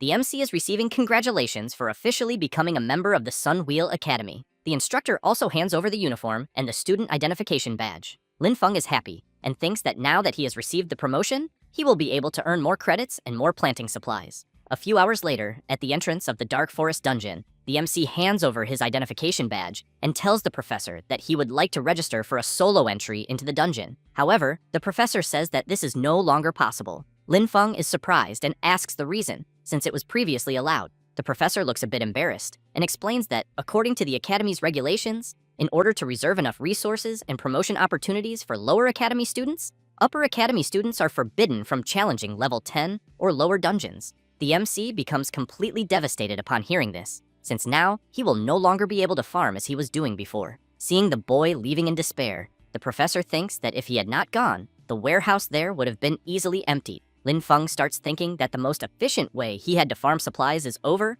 so he wonders what he will do now. Then someone comes running and asks if the MC is the newly promoted one. He then introduces himself, saying his name is Ron, and asks if by any chance he is having trouble finding a suitable mission. Next, he says that his squad accepted a dungeon gathering mission, and they are one person short. Therefore, Ron asks if the MC is interested in participating, since it is a good opportunity for him to get familiar with the difficulty of the Upper Academy dungeons. Lin Feng becomes intrigued, thinking that the guy appeared out of nowhere. However, he knows that he really needs credits to exchange for supplies, and also needs to understand the Sun Wheel Academy's dungeons. And since it is just a gathering mission, he thinks it should not be a big problem. So he tells Ron that he will accept participating in the mission. He calls the MC to go, as the others are already waiting at the dungeon entrance. It does not take long, and they soon arrive at the mission location. Ron points ahead and introduces the people there. The cold-faced girl is called Yu Bei, and beside her, the reserved guy is Carter. Ron explains that their objective is to collect moongrass at the bottom of the forest, and that the mission requires 10 stalks, and that according to the intel, there are night elves patrolling the area. so everyone should try to avoid combat and focus on gathering. With that said, everyone passes through the portal. Already inside and after walking deeper into the forest, they soon find the first moon grasses. Ron crouches to pick one and comments that what he is collecting is their mission objective and that he did not expect the search to be so smooth. However, some creatures appear heading toward them. Ron says it must be a night elf patrol, so he tells everyone to prepare for battle. One of the creatures prepares to attack, but is quickly restrained by one of Ron's squad abilities, who then starts attacking as well, preventing the night elves from getting closer. Next, he tells everyone to hold their positions, and for Lin Feng to use nature magic to harass the creatures, since night elves hate nature magic. The MC replies that he understands and quickly casts his vines. Some night elves are caught by the MC's ability, who does not stay still and pulls the trapped creatures. Ron takes the opportunity and attacks, eliminating the night elves that are trapped.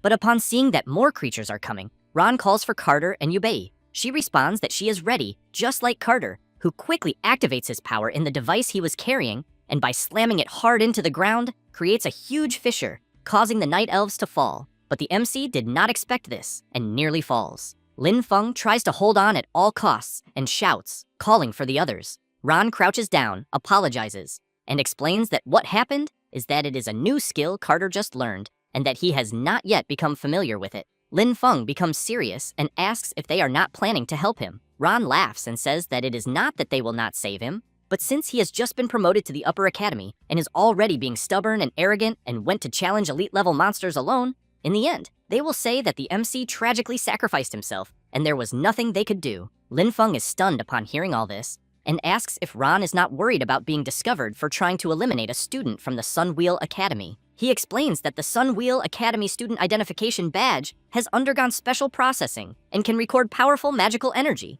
and that after eliminating him, they would take his identification badge to record the elite monster's magic. Lin Feng remains shocked and asks if there is really no other way for them to find out what actually happened there. Ron says that they have done this many times, and that they are already at a professional level. The MC replies that he understands and then lets go of the rock and begins to fall. Ron comments that, knowing he could not resist, Lin Feng voluntarily jumped to have a quick death. However, right after that, he becomes completely terrified by what he is seeing, as the MC managed to get out of the pit with the help of his summons and asks if they are ready to face his legion. With that, he summons his troops and completely surrounds Ron's group. Yue Ye makes a little heart for them, but then unleashes her powerful water attack on them. Ron is badly injured and, as he tries to get up, asks if Lin Feng is actually a necromancer after all. The MC asks if those will be Ron's last words. He calls Lin Feng to talk, saying that in fact they have no conflict, and then reveals that the one who planned all of this was Haru, and therefore thinks Lin Feng should let them go, and that they know they acted wrongly. The MC says that it is not that he knows he was wrong, but that he knows he is going to be eliminated.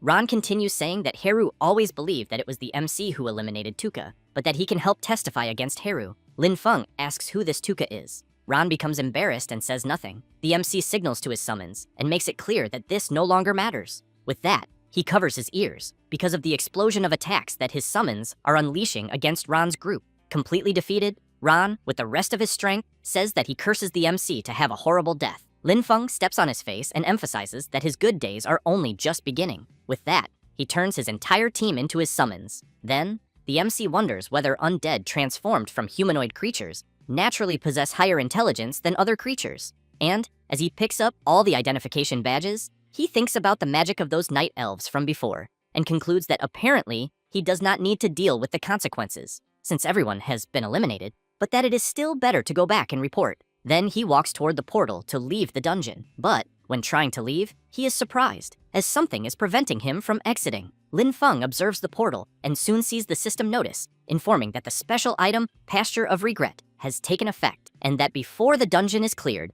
the exit cannot be opened. In addition to the fact that in the dungeon where the MC is, all his attributes have increased by 200%. At that moment, a sinister creature appears in the middle of the forest and charges straight at the MC, who is immediately very surprised by what he is seeing, as a huge man riding a large horse has just arrived in front of him. Lin Feng becomes thoughtful, but soon calls his new summons and reflects that it should not be that difficult to deal with this. With that, he orders his summons to attack. Ron quickly charges forward and strikes the huge horse. Then, Carter prepares his power and launches it. The horse becomes frightened upon seeing a power surrounding it and ends up throwing the man off. Yubei takes advantage of the opening and moves in to attack. She jumps onto a tree branch and delivers her strike, hitting the enemy directly. While eating a banana, the MC thinks that this time his summons have more instinct and are even capable of coordinating with each other, but that even so, it still feels like something is missing. The creature looks at the MC and asks how he is able to use the power of necromancy. Lin Feng is surprised by the sudden question, but soon laughs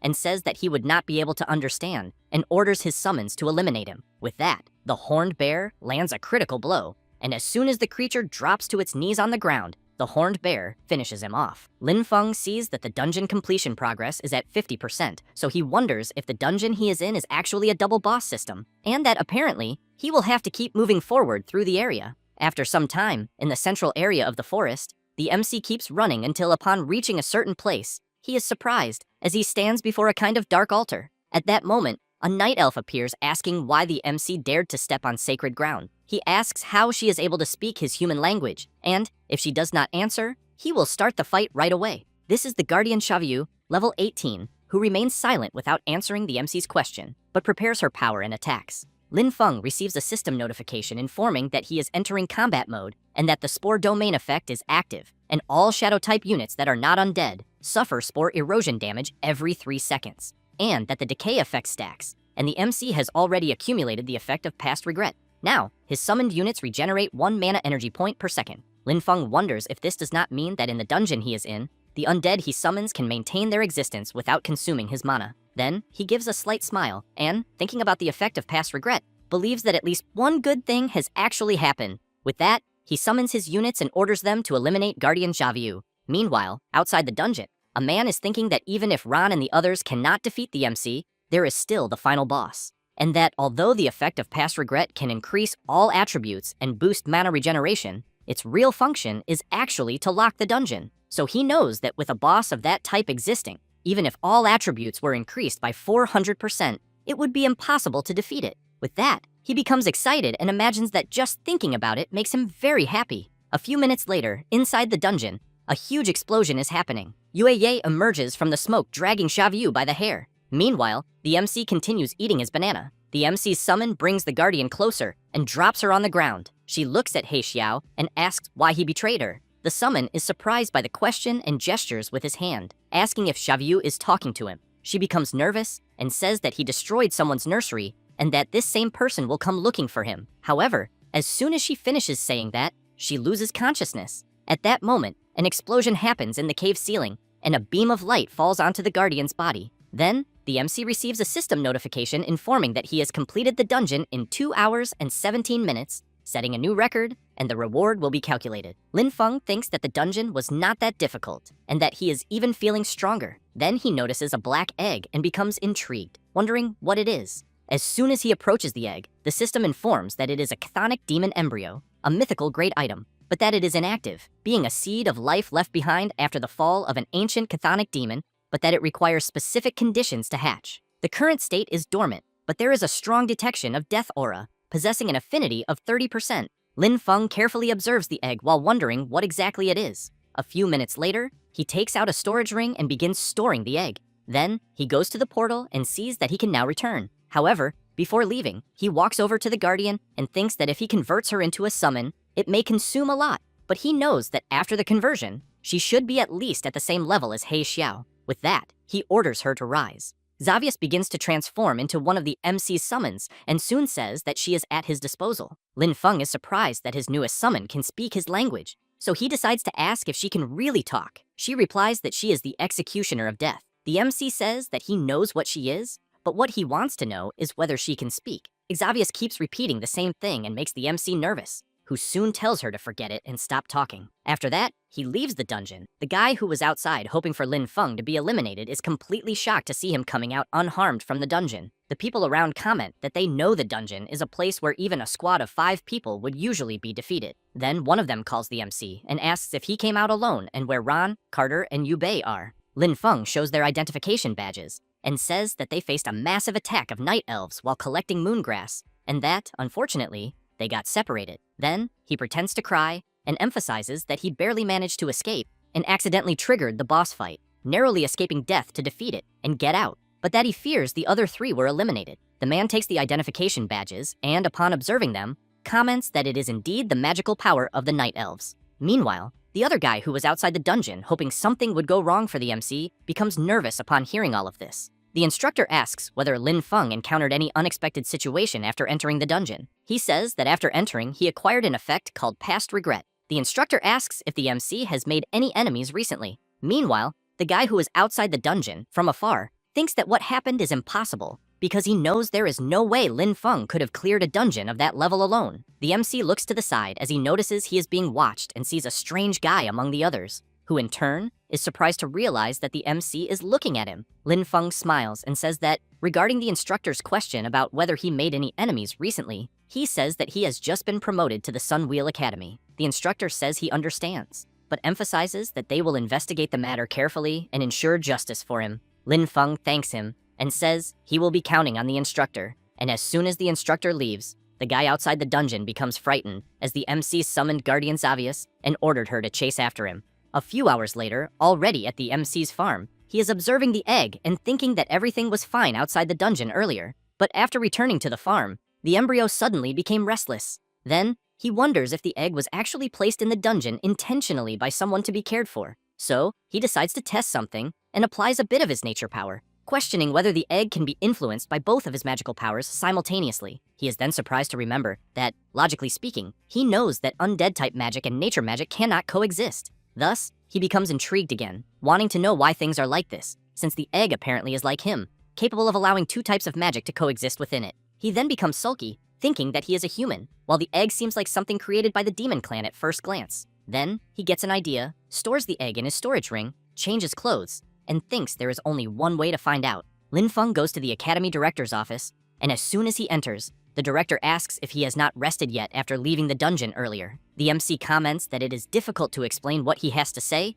and thinks it is better for him to take a direct look. So he shows the egg he obtained in the dungeon. The director takes a brief look and immediately asks where the MC found such a thing. Lin Feng says that he was inside the Dark Forest dungeon and that the egg dropped after he eliminated the final boss, but emphasizes that at first he thought it was just a normal drop item. The director comments that the egg is from a chthonic demon. Then he reveals that the demon clan managed to cross the barrier and enter the dungeon directly to cultivate these things. The MC becomes confused upon hearing about a chthonic demon and asks the director to be clearer. He explains that the chthonic demon is one of the units of the demon clan and that they use humans as food, and by feeding on humans, they gain powerful strength, and some can even traverse space. With that said, he explains that there is the conventional Type 1, Type 4, and the Lord of the Blood Cave, and that these chthonic demons that gained the power to traverse space use dungeon mechanics to plant seeds or embryos, in addition to using battles, eliminations, and magical fluctuations of adventurers as nutrients to silently incubate.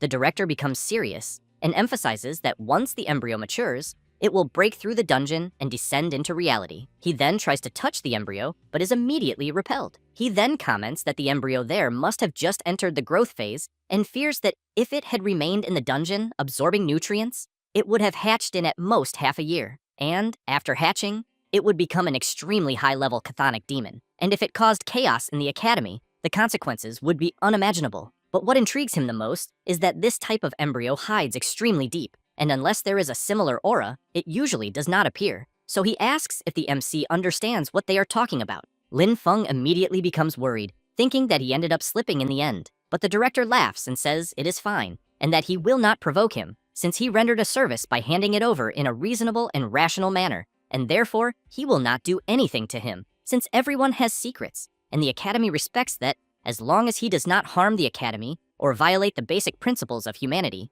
the academy is willing to give geniuses space to grow. However, the director comments that he will need the MC's promise, that no matter what power he possesses, he must remember that he is a student of the Solar Wheel Academy and a member of humanity. Lin Feng thanks the director and swears that he will keep such a secret. Thus, the director stands up and pats the MC on the back a few times while saying that this is how it should be said. Then, the director takes a territory flag and explains that it is a reward for delivering the embryo and also an investment in his potential, and that if he plants it in a place the MC trusts, the flag will be able to deploy a primary territory barrier with a radius of 500 meters and can achieve a certain degree of terrain modification. As soon as Lin Feng takes the item in his hand, he is completely amazed at feeling the incredible power of the law and comments that his farm needed exactly something like this. The director tells the MC that if there is nothing else, he should go back and rest first. as he will send someone to take care of the matter they discussed. However, before Lin Feng leaves, the director says that there will be a freshman exchange meeting in the Academy Auditorium in 3 days,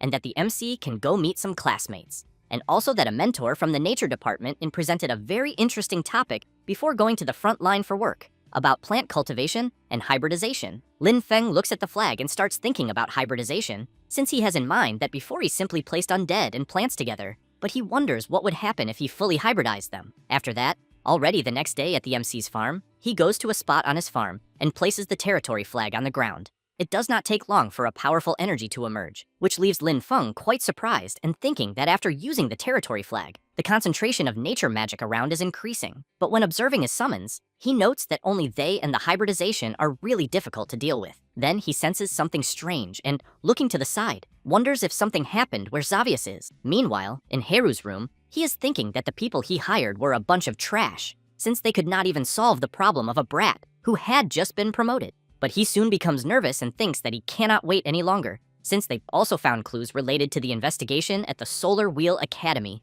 and he fears that if they discover that he eliminated Tuka, things could get out of control. Thus, he goes to a steel door and activates it to open. Haru starts going down the stairs and goes to a sinister altar with a bizarre demonic statue. Then, he takes a knife and makes a cut on his own hand, and as soon as he lets some of his blood fall onto the altar, the statue releases a dark power and comments that he had said before for Haru not to bother him if there was nothing else to do. Haru becomes timid, but tells the great Guladiusa that his humble servant prays for guidance, since that anomaly called Lin Feng is destroying his master's seeding plan, so he wants to know how he should proceed. Guladiusa emphasizes that those who delusionally want to change fate will eventually be punished by him, and that he will send someone to resolve the problem. Haru thanks his master, but asks him to do it quickly, otherwise he fears the worst. Guladiusa becomes angry, attacks Haru, and makes it clear that he is not to make requests. Haru is hit directly and thrown back violently. After the connection with his master is cut, Haru, completely injured, becomes angry, thinking that everything that is happening is Lin Feng's fault, but he does not realize that Xavius is spying on him from within his own shadow.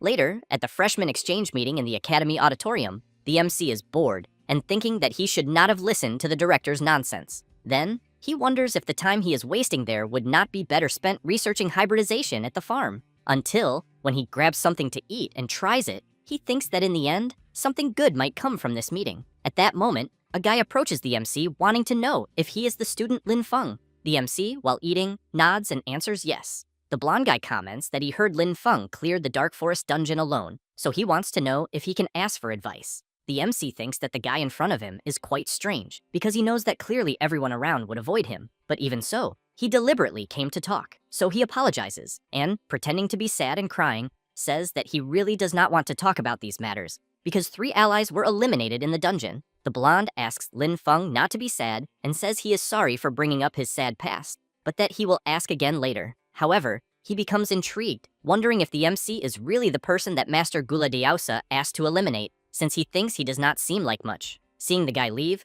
Lin Feng becomes intrigued by this sudden interaction. Later, in Haru's room, he is thinking that Iron Lion Duke, the mentor of the nature department, and Guladiusa have already been notified, but he wonders why he still feels his heart uneasy about something. At that moment, a dark energy appears, saying that Haru feeling uneasy is correct. He turns to see who it is, and sees Lin Feng and Xavius. The MC approaches, showing 1 finger, and asks what number Haru is seeing. He answers that it is the number 1. Thus, Lin Feng grabs Haru and prepares to throw his punch, while saying that he is right. With that said, he lands a punch right in the middle of Haru's face and makes it clear that he had been tolerating him for a long time. Haru is violently thrown against the wall. He tries to get up, but first wants to know how the MC managed to get in. Lin Feng becomes serious, tells Haru to shut up, and asks if the events that happened in the Dark Forest dungeon were his doing. Haru starts trembling with anger, calls at the MC a bastard, and says he cannot believe that he dared to punch his face. And as soon as he stands up, he begins to release a strange dark energy. Then he activates his forbidden technique of the Demon Clan, Flesh Sacrifice,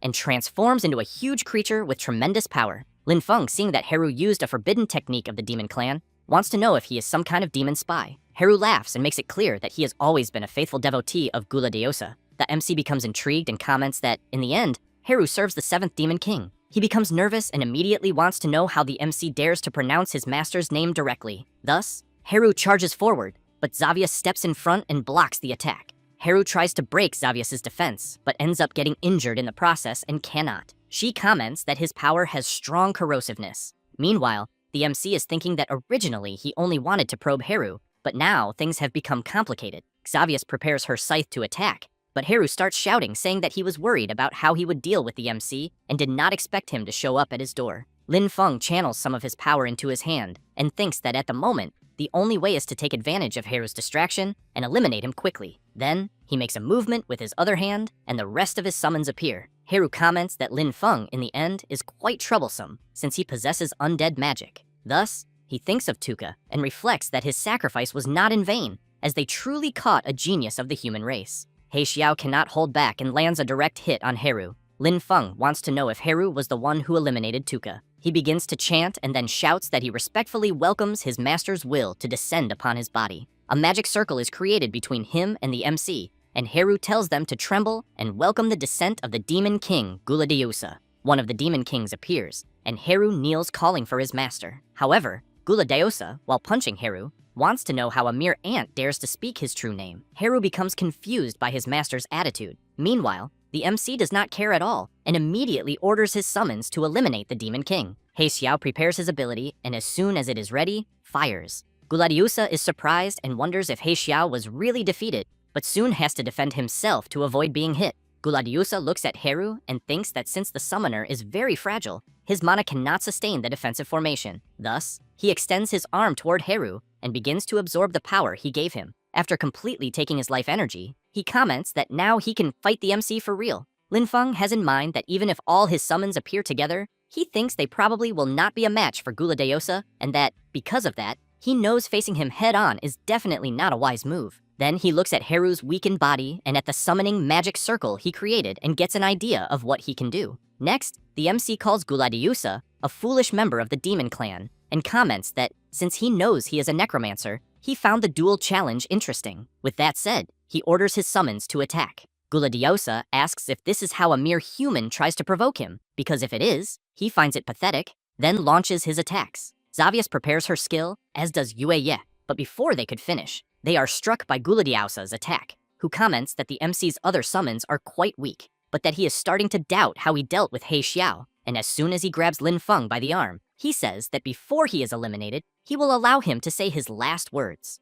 With that said, he calls the MC a pathetic successor and emphasizes that he understands nothing about the power of the undead. Lin Feng laughs and says that it is Guladeusa who does not understand the power of the undead, then explains that he had already realized that after he appeared, he chose to drain Haru's mana but left him alive, and that the mana for the formation that summons him also decreased a lot, and because of that, he thinks his summoning still has limitations. With that said, he makes it clear that he definitely bet correctly, since he bet that if he turned Haru into one of his summons, something would happen to him. As the summoning is undone, Guladeusa calls the MC a damned brat and swears he will never forget him. As soon as the Demon King disappears, Lin Feng thinks he will be waiting eagerly. A few minutes later, some people arrive at the place and, while hidden, want to know what just happened. The MC notices their presence and immediately runs away to avoid being discovered. After dawn, Lin Feng arrives at his farm and thinks that his mana is almost completely empty, and he knows that if he had not been right in his bet, he would be finished.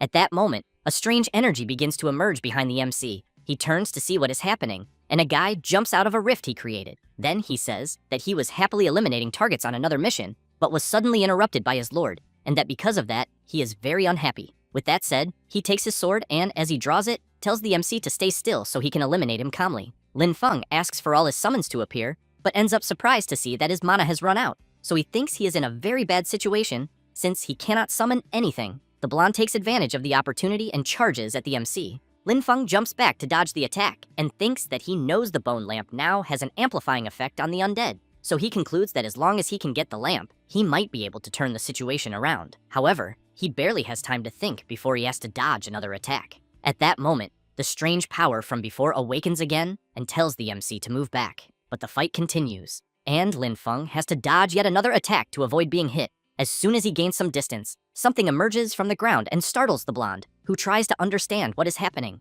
A kind of plant lunges at him and attacks, and although he manages to dodge at the last second, he is soon caught by the leg, and the MC does not notice this strange power appearing behind his back, and is also quickly startled when he is grabbed. the plant begins to rise even more from the ground. But the blonde is not intimidated and comments that all of this is just a cheap trick. With that, as he spins his sword, he activates mana infusion and then a swordsmanship skill of extraordinary beauty and charges forward, cutting one of the plant's tentacles. But when he turns around, he sees the MC running away and, for some reason, recalls a certain person as he watches the MC fleeing. Then he starts thinking about his past, when Guladiosa was telling him to abort the current mission and stop chasing the guy. At the time, he was intrigued and told his master that the man who was fleeing was a noble who was part of their plan, and that if he did not eliminate him at that moment, once the man attracted the repair team, he would do the same anyway. However, Guladiosa wanted to know if the blonde was daring to question his decision. Faced with his master's monstrous power, he fell to his knees,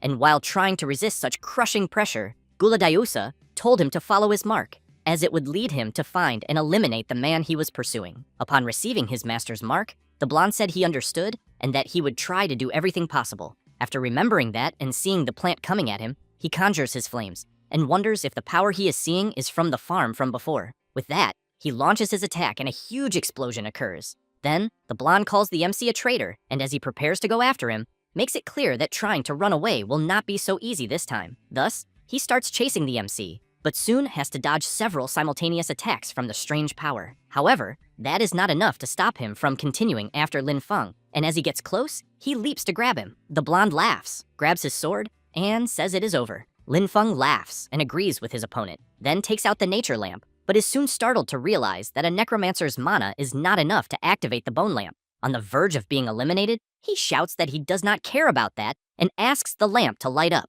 As he channels his spiritual farmer power into it, the lamp begins to react, which worries the blonde. At that moment, a powerful energy bursts around Lin Feng's farm, and several plants and trees rapidly grow around, quickly restraining the MC's opponent. The blonde becomes nervous as he is being trapped by nature-type magic, but by exerting more strength, he manages to free himself and then activates his master's mark. Now the blonde has borrowed a portion of his master's power and once again charges at the MC. Lin Feng releases even more of his nature-type power, and a summon appears. It is He Xiao, with a completely different appearance than usual. As soon as the blonde gets closer, the summon unleashes its tremendous power. A clash of abilities occurs. An immense power echoes throughout the area, but due to the overwhelming strength of the MC's summon, it completely shatters the blonde's sword and quickly prepares again. The blonde is shocked upon realizing that the new summon is actually He Xiao. Lin Feng orders his summon to end this once and for all. He Xiao charges forward, grabs the blonde's head, and without any mercy, completely eliminates him. Very exhausted, the MC falls to the ground, then lies down and thinks he has reached his limit, and soon after, faints, and He Xiao watches him and the nature lamp. Then, the MC's summon takes a deep breath and returns to its undead form. Elsewhere, far away, a caravan is marching. Inside the carriage, two men are talking, until at a certain point in the conversation, one of them finds something strange and looks out the carriage window to see what is happening. A strange nature-type power appears, surprising everyone, and this power enters the carriage and soon leaves. The red-haired man cannot believe what just happened, until one of the soldiers goes to him to ask if something is wrong, but he remains intrigued and thoughtful, saying nothing. Back at the MC's farm, the energy that went to the escorted carriage appears there. One of the men who was inside the carriage is brought to the MC's farm. The old man looks around and senses a powerful, pure nature magic. One man comments that it is hard to imagine such power was hidden in a place like this. Another emphasizes that if he could have such pure nature magic, he would even accept being appointed as the dean of the nature department. Then another man comments that, judging by the surroundings, it seems there was a battle with the demon clan. The old man approaches the MC and sees the nature lamp beside him. He then becomes serious and says it makes sense now, since what they are seeing around them is a reaction caused by the forced activation of the nature lamp. With that, he kneels down and begins trying to heal the MC. Meanwhile, Lin Feng is in a completely different place, wondering if he is inside his own consciousness. As he looks at a core, he realizes that everything around it feels gentle and soft, and that it might be his own power. Then he looks to the other side and sees another core, and as he tries to touch it, he wonders if it could be the Necromancer power, but he is soon repelled by the core, which leaves him quite intrigued, trying to understand what is happening and whether the Necromancer power is actually not under his control. At that moment, something begins to happen in the core, and it starts taking shape, and suddenly, He Xiao appears, and the MC asks if he did not die. He Xiao replies that he did die, but makes it clear that thanks to the MC, he was able to understand the true meaning of death. With that, he begins to release a strange energy and advances toward Lin Feng.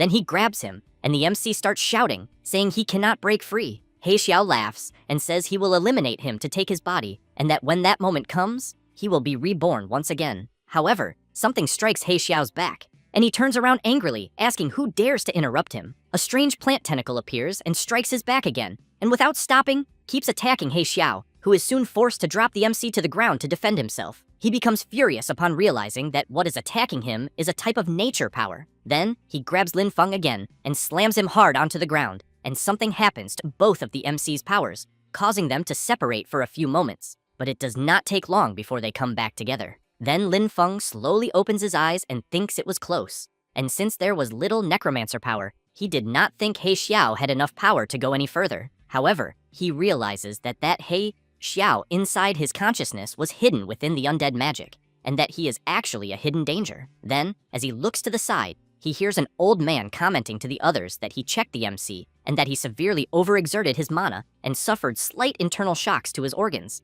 And aside from that, it is nothing serious. One of the men notices that the MC has woken up and quickly informs the old man. Another man says that he checked the surroundings and that it is indeed the aura of a high-level member of the demon clan, with strength at least above level 20. Then, they place the MC on a stretcher and say that his surgery was a success. One of the men asks if the MC eliminated a member of the demon clan. He becomes startled when he sees that many people are watching him and waiting for him to say something. So he concludes that the origin of the people there is unknown and that it is better to say less. The old man calls the MC a child and tells him not to be nervous, but he thinks that the nature magic in the MC is indeed far too pure and wonders if he might be the person Vera had mentioned. As soon as they check the clothes and identification information, they ask if Lin Feng is from the Sun Wheel Academy. Then the old man takes something from his clothes and says that everyone there are instructors from the nature department of the Extraordinary Academy. Lin Feng gets off the stretcher, introduces himself, and greets his instructors. At that moment, the rest of the people who were traveling in the carriage arrive at the MC's farm.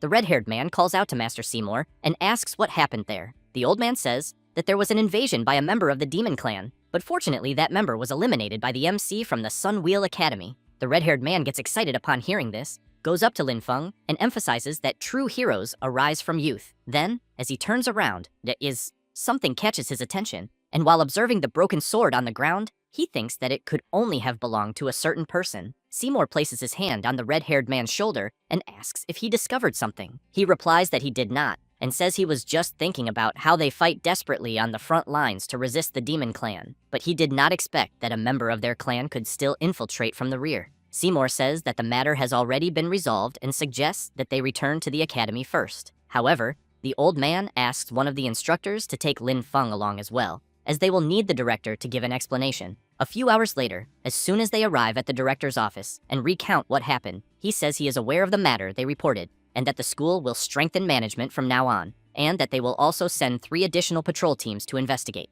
Seymour grabs the director by his clothes and says that he only panics when death knocks on his door, and that he only looks for a bathroom when he has already soiled himself. Then, he starts shaking the director back and forth and asks what use a director like him is. Lin Feng covers his face so he does not see their little quarrel. The director tells the old man that student Lin Feng is still there, and suggests he take it easier. Seymour says that admiring wolf culture is one thing, and letting students run free is another, but letting a student eliminate a member of the demon clan is going too far. The director calls Lin Feng and says that he eliminated a member of the demon clan on his own and prevented their potential infiltration sabotage operations. Then he emphasizes that his achievements are significant, and that because of this, the academy will reward him with a fragment of the heroic spirit. Lin Feng takes the item, but asks what its use is. The director explains that a fragment of a heroic spirit is the remnant of the will of an ancient hero, and that it seems he has already obtained one of these fragments in a dungeon. With that, he explains that 2 fragments from the same source represent heroic spirits attracting each other and merging, and that this can awaken the projection of a heroic spirit to become his assistant.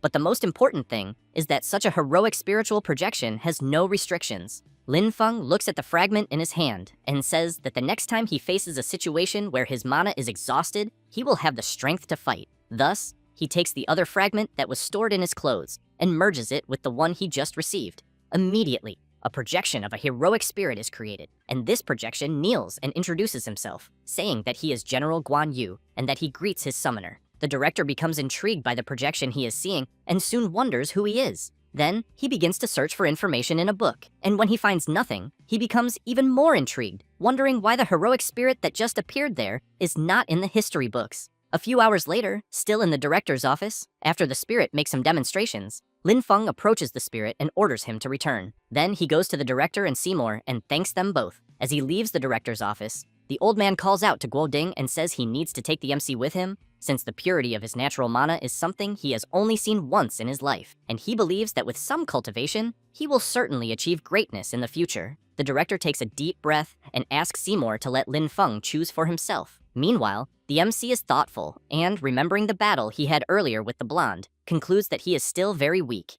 and that when facing truly strong enemies, he knows his methods are limited and his endurance is not enough. So he concludes that he needs to improve his strength as quickly as possible, otherwise he believes he will not even be able to cultivate in peace. Then he remembers that the mission hall has several rewards that are skill scrolls and soon goes there and thinks that the mission rewards are divided into 4 levels, A, B, C, and D, and that for his current self, he knows that the rewards of rank C and D missions are too low. Then he looks at the first mission, where he needs to eliminate the pack of demonized wolves in Eagle Rise Canyon. The threat level is rank B, and the reward is to choose a nature or elemental skill scroll of grade B. The mission requires a team of 5 people with an average level of 15. The second mission is to explore the ruins of the ancient mage tower, located below the 3rd floor, and the threat level is rank A. Reward: 3 random fragments of grade A skill scrolls, with the requirement of at least 1 high-level rune master and a team of 4 members. The third mission is to escort supplies to the eastern border of Iron Rock City. The threat level is rank B. Reward: 1 general grade B skill scroll and 100 military merit points. The mission requirement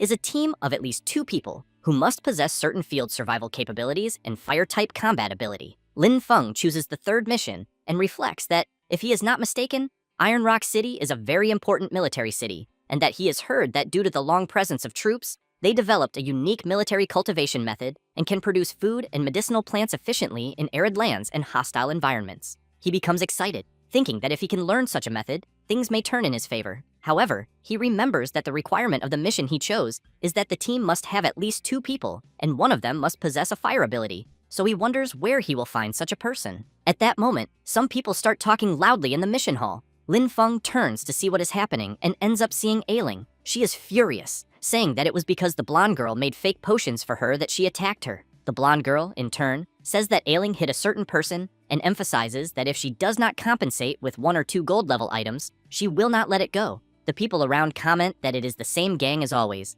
and that it is already the 3rd time just that month that they have fought among themselves. Ailing asks the blonde girl to return her bare gallbladder item, but she points out that Ailing already drank the strengthening potion, and that once consumed, it is over. Ailing takes her weapon and prepares for combat. The blonde girl asks if Ailing really has the courage to pick a fight and calls on everyone around to see how irrational she is being. Meanwhile, Lin Feng is paying attention to how this conversation will unfold. At that moment, the blonde girl points at Ailing and asks everyone around to look at her, and says that she entrusted her with making a strengthening potion, but after drinking it, she refuses to acknowledge the debt. With that, she emphasizes that Ailing insists that she diverted her materials. Then the MC appears, saying that the blonde girl diverted money. She observes Lin Feng carefully and then asks if he is from the Sun Wheel Academy, but points out that he can eat without caring about what he sees. However, he cannot speak without caring about what he sees, since she worked very hard. Lin Feng channels a bit of his nature power, and the blonde girl becomes startled,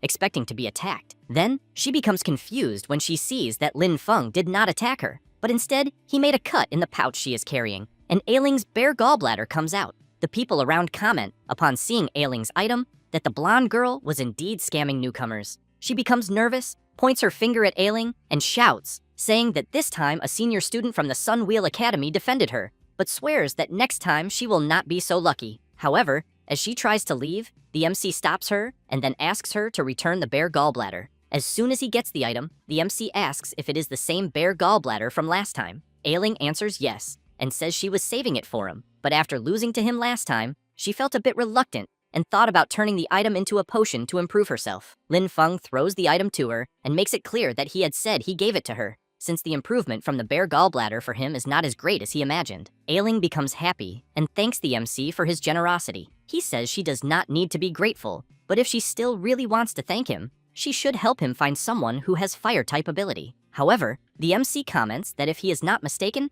she is fire type, and asks if he is correct. She answers yes. Thus, Lin Feng becomes excited, thinking that in the end, it did not take long to find someone to do the mission. Then he goes to the mission staff and requests the mission he had chosen earlier. The staff hand over his mission items and ask both of them to keep them safe. Lin Feng watches the item he just received and thinks about the planting method, since upon completing the mission, he will obtain a skill scroll. Later, at the residence of Count Iron Lion, in the secret chamber, the Count is informing someone that his two nephews, Haru and Tuka, were eliminated. With that, he reports that the Academy's police team carefully suppressed the news and that at the moment, they have not discovered who the culprit is. The person the Count is talking to asks if he called him just to inform him of that. The Count clenches his fist tightly and emphasizes that the person he is talking to promised that as long as he provided information about the frontline defenses and covered up his infiltration, he would support him in taking that position. Then he becomes nervous and says that now, because of the defeat in the war, he has already been demoted from Duke to Count because of that old thing. Then he emphasizes that his military power was destroyed,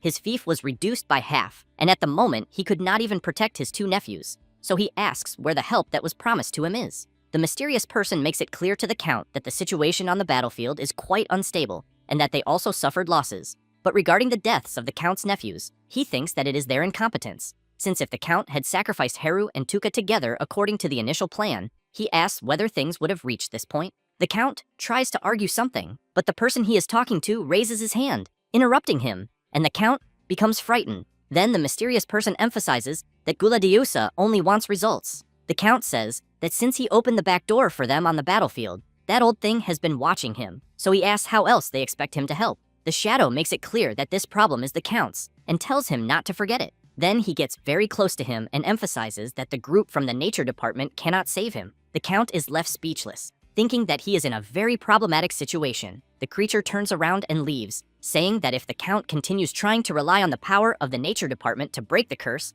it will only cause him to be eliminated faster. He says that and leaves. The Count, quite frightened, thinks that they have a project in Iron Rock Town and that he needs to remember to transfer the garrison when the time comes. The very next day, on the mountain road to the city of Iron Rock Town, Lin Feng is traveling with Ailing to carry out his mission when something catches Ailing's attention, and as soon as she turns around, she sees a huge shadow wolf right behind them. She does not feel intimidated, grabs her weapon and charges at the beast. It does not take long, and Ailing easily defeats the shadow wolf. However, she finds something strange and comments to the MC that she thinks something is wrong, since it is already the third creature they have eliminated in less than an hour. Lin Feng asks why she thinks that. Ailing explains that Iron Rock Town is an important military center, and that there are regular troops for clearing and patrol in the area. Having said that, she emphasizes that under normal circumstances, in an area close to the main road like the one they are on, even demonic wolves, much less large wild beasts, are rare. But at the moment, since they entered that mountainous area, they have already encountered 3 waves of attacks, which is very abnormal. Lin Feng crouches down, placing his hand on the ground, and activates his power to see if he can discover something. Then he stands up and says that the plants around did not detect any anomaly, but points out that regardless of that, they need to pick up the pace and try to reach the outskirts of Iron Rock Town before it gets dark. Having said that, both set off at full speed. A few hours later, on the outskirts of the city, Lin Feng is quite surprised, wondering if what he is seeing are the suspended terraces, because if so, he thinks it is truly something spectacular and that he will take care of the planting method. But Ailing asks him to wait a moment and comments that the surroundings are too quiet, since this is an important military center. Therefore, Ailing asks Lin Feng to prepare for combat, and that they will need to advance cautiously. As they walk a bit further, they pass through an alley and come across an armed man lying on the ground. Lin Feng touches the man and realizes that he is dead, and as they walk a little more, they see several soldiers lying on the ground. Ailing is intrigued, wondering how this could be happening, since in Iron Rock Town, there is a garrison of 3,000 men and a defensive formation, until she is surprised by something. As she is seeing some creatures from the demon clan around a type of altar, Lin Feng does not like this at all, and while they watch from a distance, the demon clan creatures begin to do something at the altar. Ailing comments that she thinks they are setting up some kind of magical formation and that she cannot let them finish, so she emphasizes that she will distract them for the MC to take the opportunity to destroy the altar. Lin Feng places his hand on her shoulder and says that the creatures ahead are all members of the demon clan and are around level 35, so he asks how she plans to distract them. Ailing becomes thoughtful about it, until the MC turns upon noticing some attacks coming from behind. He quickly pulls Ailing so they are not hit, and as they take shelter in a corner, the creature's attacks collide with the ground and a huge explosion occurs. Then more members of the demon clan appear and shout that there are humans there and that they must eliminate them. One of the creatures kneels and launches several attacks. Lin Feng grabs Ailing by the arm and immediately runs with her, so they are not hit by the attacks,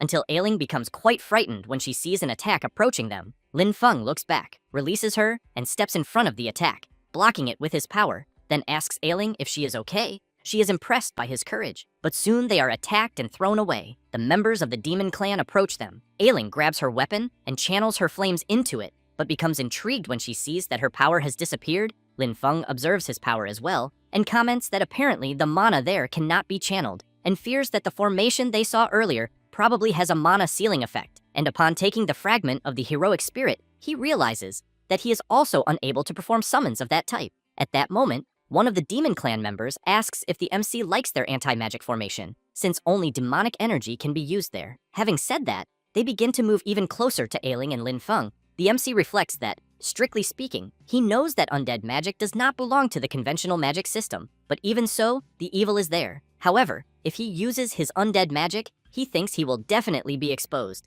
and that, because of that, the only option left is to flee, until Ailing calls out to the MC and says that she will hold back as many demon clan creatures as possible, and that he should take the chance to escape and head east to Changfeng Fortress to ask for help. Lin Feng asks if she is really willing to sacrifice herself. Ailing clenches her fist tightly and replies that someone needs to return and report what is happening there in Iron Rock Town, besides that she lost to him in the last battle, and because of that, cannot let him look down on her again. Having said that, she grabs her weapons and shouts for the MC to go quickly. He watches her for a moment, and then goes behind her and strikes a blow to the back of her neck. This way, she begins to lose consciousness and ends up fainting. The demon clan members ask if the MC had the courage to betray his own teammate just to have a chance to save his own life. Lin Feng places Ailing on the ground in a safe spot and explains that with what he did, he will not need to worry about her seeing him act. Having said that, he looks at the creatures and laughs. One of the demon clan members comments that elimination is very close, so he asks why he is still smiling.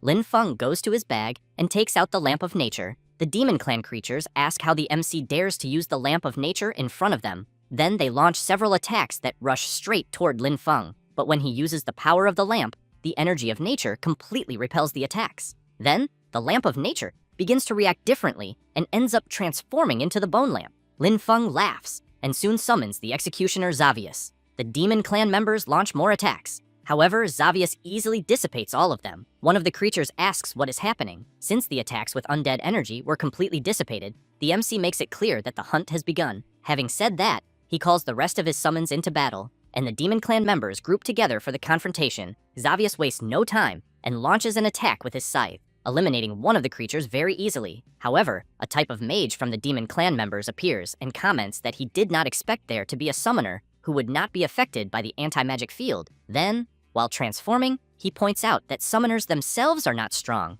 and that if those summons try to resist, he will personally finish off the summoner. Having said that, he activates his power and summons some warriors, who immediately rush to attack, and a battle between summons begins. The mage laughs and emphasizes that he knows summoners are truly troublesome, but as long as he eliminates him, the summons will naturally disperse. Therefore, he calls the MC a stupid human and charges forward, saying that they are just giving him power for free. Lin Feng becomes concerned, since he sees the creature in front of him using the demon clan combat skill, the soul-shattering fist. The MC blows on his fist, then clenches it tightly and activates the skill of the invincible serious punch of the universe. And as soon as the blows collide, a powerful energy echoes through the area, and the MC tells the creature to withstand his blow that contains 20 years of energy, and a massive explosion occurs due to the impact. Meanwhile, the summons are fighting each other. Lin Feng looks back, and his summons immediately stop fighting and wait for his command. The mage whom the MC was fighting stands up and, observing Lin Feng carefully, asks who he is.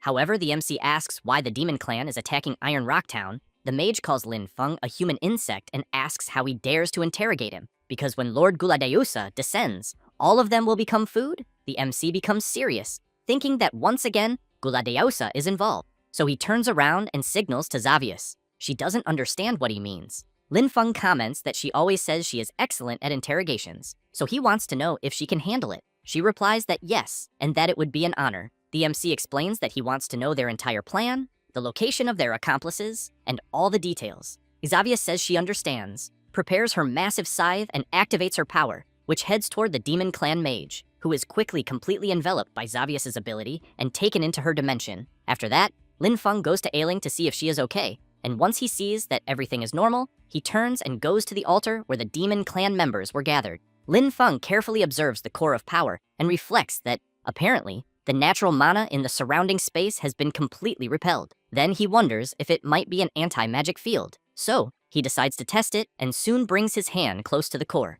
A dark energy begins to react, and the MC becomes intrigued, wondering if it isn't possible to approach this using only physical force. Then he turns, calling one of his summons. Ron goes to his master, and the MC asks him to try to break the anti-magic field core. Ron channels his power, prepares his punch, and strikes the core directly, breaking it into several pieces. At that moment, a strange dark energy begins to react around the fragments of the core, and the anti-magic barrier that surrounded the city of Iron Rock is undone. Lin Feng looks to the side and comments that, apparently, there is no life aura, but thinks he should go back and check first who needs help. So he goes to Ailing and thinks that, aside from some minor internal injuries and previous superficial cuts, she is basically fine. Then Xavius appears with a look of pity. Lin Feng takes a deep breath and calls Xavius, but before asking anything of his summon, he is quite surprised, as something inside his clothes is shining brightly, and when he takes the book he was keeping, he realizes that the strong glow is coming from it. And suddenly, the pages begin to move on their own, and the MC becomes intrigued by what is happening. At that moment, a strange magic circle is created, and a pure energy comes out of the book, which makes the MC even more suspicious,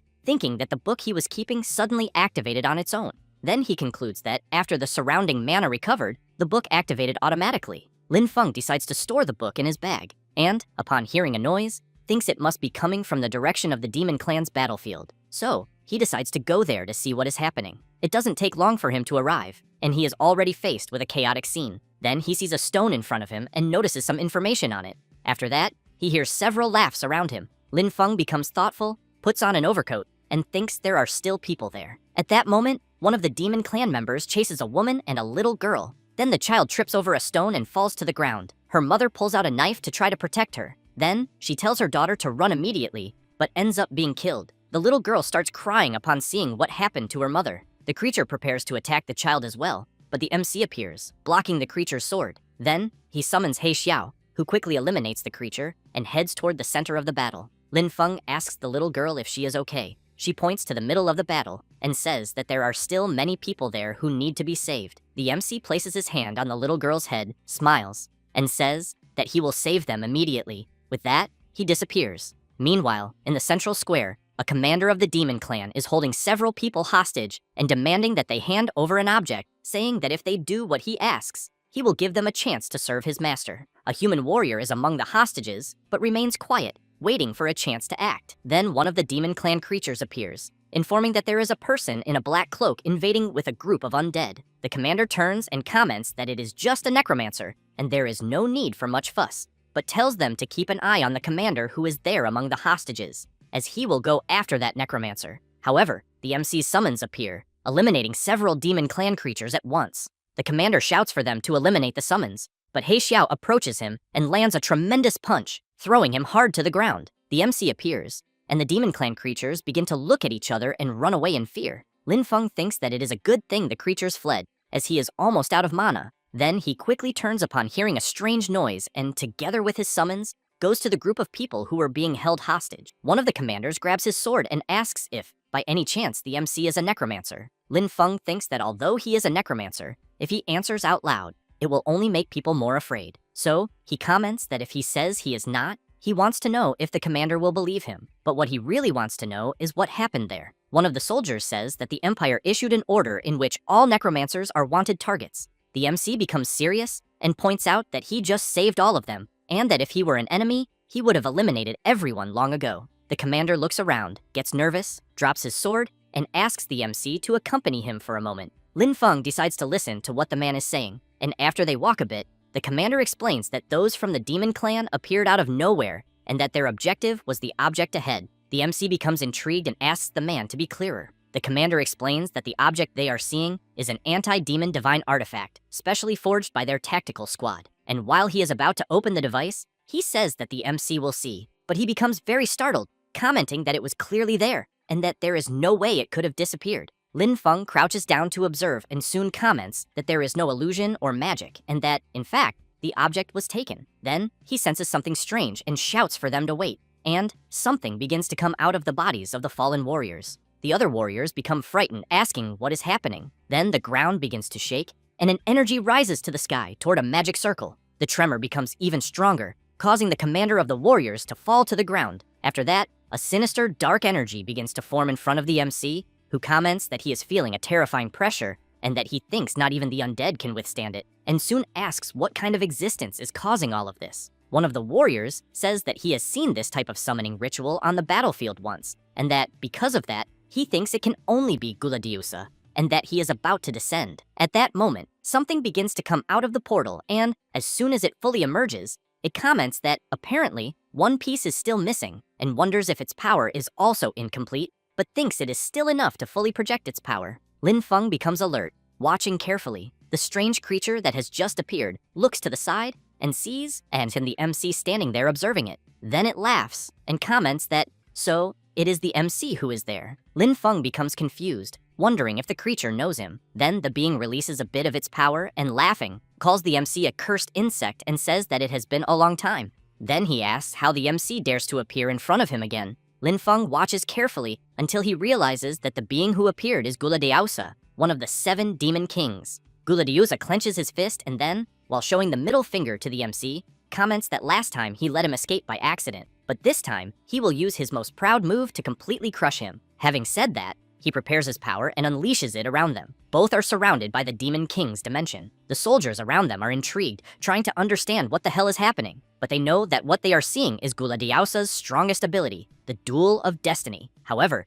they wonder who he is fighting against, because from afar, it even looks like it is just a boy. And they also know this should not be happening, since Guladiusa's destiny power takes a long time to accumulate with each use. Lin Feng asks where they are, since just moments ago he was in the central square. Guladiusa activates his power, and a system message appears informing that the Duel of Destiny is about to begin, and that, during the challenge, both parties will have all their abilities restricted, being a challenge issued by Guladiusa to Lin Feng. The Demon King tells the MC to fear and tremble, as this is his proudest power, the disc that detaches destiny, and that the roulette will randomly select one of the MC's abilities as the subject of the duel, and the winner will claim all of the loser's destiny. Lin Feng becomes serious, trying to understand what is happening, but decides to ask Guladiusa to explain better. He tells the MC to stay calm, because no matter what is selected, he will crush him with absolute force. The roulette begins to spin, and the MC becomes anxious, thinking about Guladiusa's bizarre ability and questioning whether a human can fight against something like this. The roulette keeps spinning until it stops, and the system announces that the duel has been determined and that the ability to be used will be planting. Guladiusa starts laughing when he sees the duel's theme and emphasizes that, although he is not skilled at planting, with the powerful physique of the demon clan, he believes it is more than enough to handle such inferior work. With that said, he points at the MC and comments that, as a summoner, he probably has never even touched a hoe. Lin Feng crouches and walks toward the Demon King, who immediately asks if he is trembling with fear. The MC removes his hood and says he is holding himself back from laughing too much. Then, he is informed that the duel arena will be generated into an open planting space, and a box is created with several seeds. Guladiusa comments that this will be very simple, so he grabs a handful of seeds and says he only needs to plant them and wait for them to grow. Besides that, he knows he can defeat the MC even with his eyes closed. Lin Feng picks up his tool and says it has been a long time since he felt so excited at the thought that someone wants to compete with him in agriculture. However, he ends up getting surprised as he sees Guladiusa using his power on the seeds and planting them rapidly. The MC becomes serious upon seeing the Demon King's carelessness and thinks that he is destined to lose. 2 hours later, the seeds that Guladiusa planted have already grown and turned into good corn. He watches what he has just done, then turns around and, boasting, comments that apparently he also has talent for planting. Then, something catches his attention. Lin Feng is commenting that a Demon King only managed to match his planting speed even with the body of an ordinary human, which surprises him a lot. But then he laughs and asks if that is all Lin Feng managed to do, because it seems like that is everything he was capable of. The MC crouches down and picks up what he has just planted. At that moment, the system appears informing that the planting has been completed and that the evaluation will begin, based on the plant's vitality, life force, and growth potential. Thus, Guladiusa waits for the result, just like the MC. But it does not take long, and the Demon King cannot believe what he is seeing, as it is announced that Lin Feng has won the duel. Gladiosa becomes furious, saying it is impossible, and that clearly there is no difference between what the MC planted and what he planted. Lin Feng laughs, and then explains that agriculture is not just about putting seeds in the ground and calling it a day. Having said that, he picks up one of the plants he planted and explains that he infused the seeds with nature magic, allowing them to absorb more nutrients from the soil. However, meanwhile, Gladiosa's demonic energy would only cause the seeds to wither. He cannot believe what he is hearing and, as he charges at the MC, says he refuses to accept this and that he will eliminate him with his own hands. Lin Feng asks if Gladiosa does not honor his word and questions what kind of demon king he is. Then, a shadow, very similar to Gladiosa, appears to protect the MC and ends up taking the blow from the real demon king. Lin Feng feels relieved to see that he will not be attacked. At that moment, the system appears informing that the challenge has ended and that the challenger's destiny has been cancelled due to prohibited behavior involving the use of brute force. Gladiosa's body begins to be torn apart and then starts to fragment. After he disappears, a black mark is created on the MC's hand, and he becomes very intrigued, trying to understand what the hell just happened.